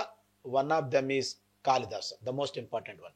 Even in the Chinese traveler Pahian, he was in the court of Chandragupta II, and Pahian, who wrote Pokoki, Fahien,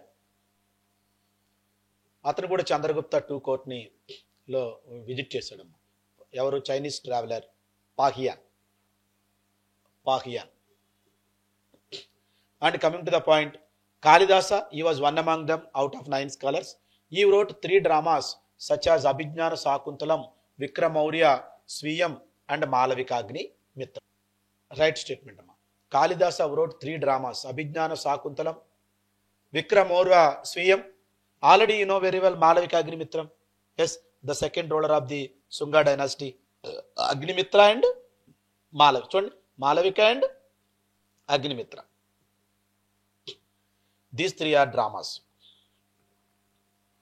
And Kalidasa wrote 3 dramas and 4 kavyas. 3 dramas and 4 kavyas.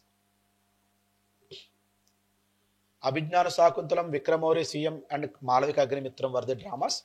And Kavyas, Meghadutam, Raghuvamsam, Kumara Sambhavam,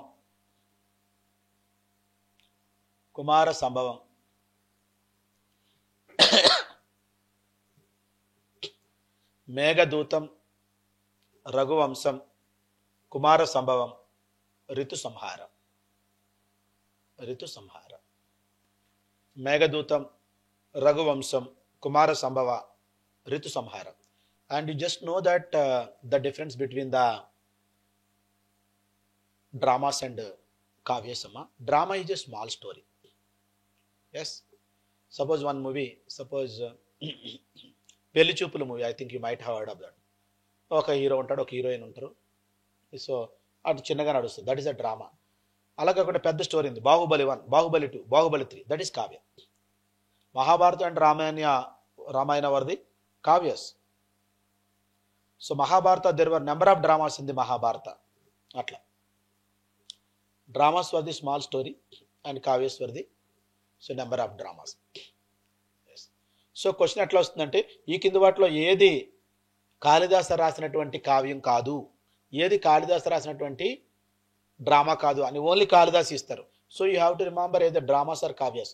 you have to remember Abhijnana Shakuntalam, విక్రమోర్య CM Malava. What is your answer? Oh, the Gupta Empire was divided into Guptas, which were under the control of Uparikas. So, for the administration purpose, and you know very well, after the Ashoka, the Guptans, Samudragupta and Chandragupta too, he ruled the vast territory.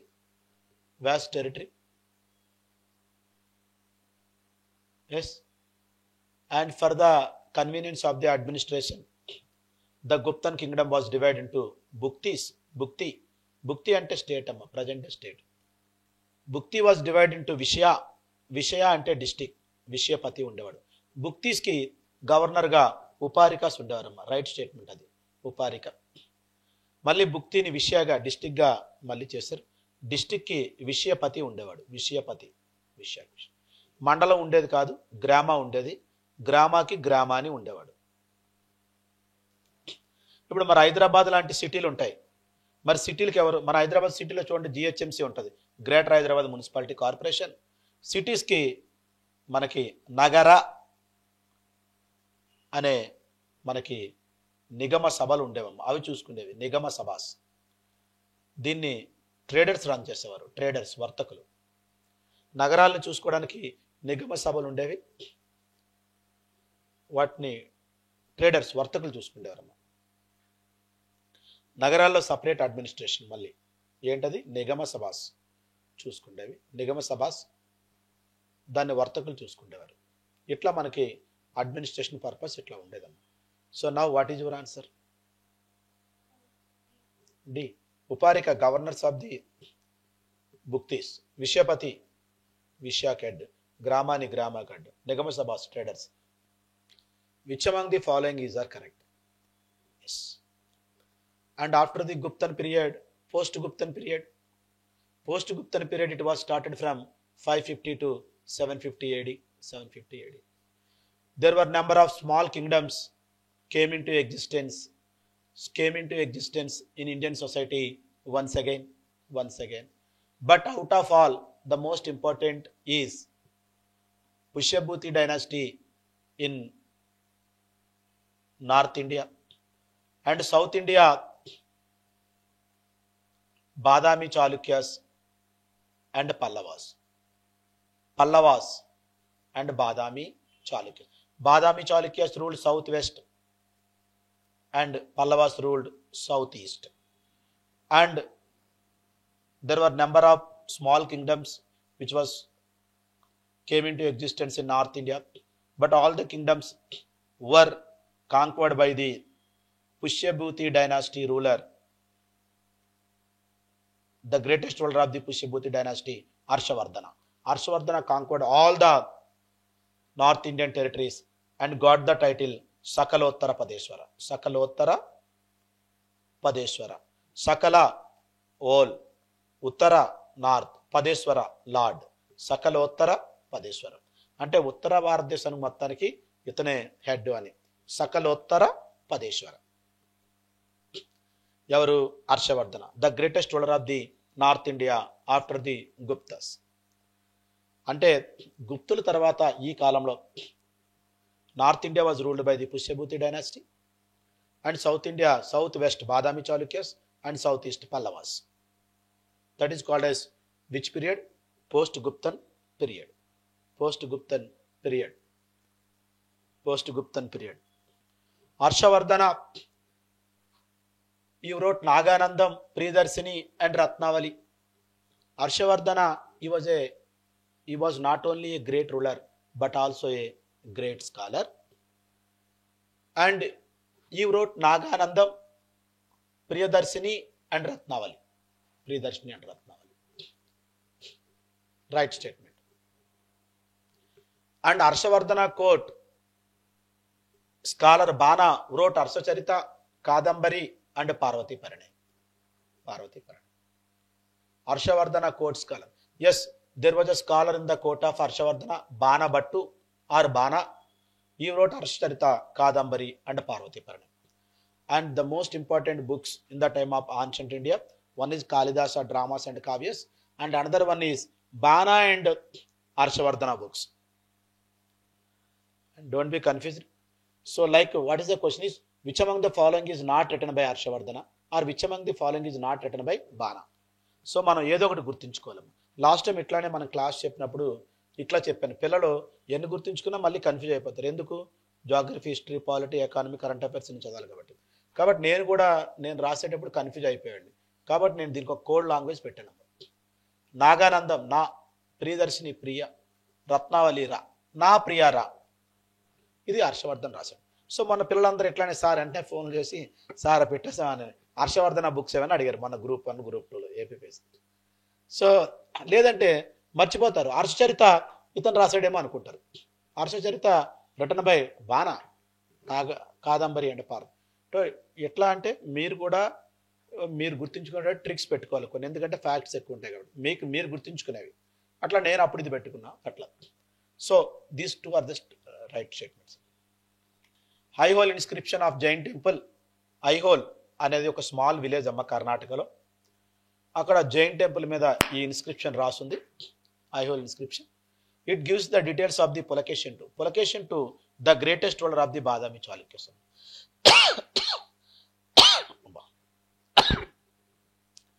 పులకేషన్ two the greatest ruler of the Badami Chalukyas. అయితే ఇతని గురించి ఈ Jain temple మీద రాసిన ఐహోల్ ఇన్స్క్రిప్షన్లో ఉంది అంటున్నారు. అయితే మనకి హర్షవర్ధన ఈ నార్త్ ఇండియా మొత్తం కాంక్వర్ చేసిన తర్వాత సౌత్ ఇండియాని జయించాలని ఇట్లా సౌత్ ఇండియా వైపు రావడం జరిగింది. ఇక్కడ నర్మదా రివర్ ఉంటుంది. Narmada river, when he wanted to cross the Narmada river, that time this area was ruled by Pulakeshin two. And Pulakeshin two ఇక్కడికి వెళ్ళాడు. వీళ్ళిద్దరి మధ్య వార్ జరిగింది. War would be taken place between the Harshavardhana and Pulakeshin II. Pulakeshin II defeated the Harshavardhana and made an agreement with Harshavardhana. Harshavardhana made an agreement with the Pulakeshin II. What is the agreement? Narmada border agreement. Narmada was the border between the Harshavardhana and Pulakeshin. Harshavardhana should not cross to south of the Narmada and Pulakeshin II should not cross the north of the Narmada. This was the agreement. That's why, are you remembering Sakalottara Padeshwara title which was written on this Aihole inscription? It means Harshavardhana only confined to Uttara, north.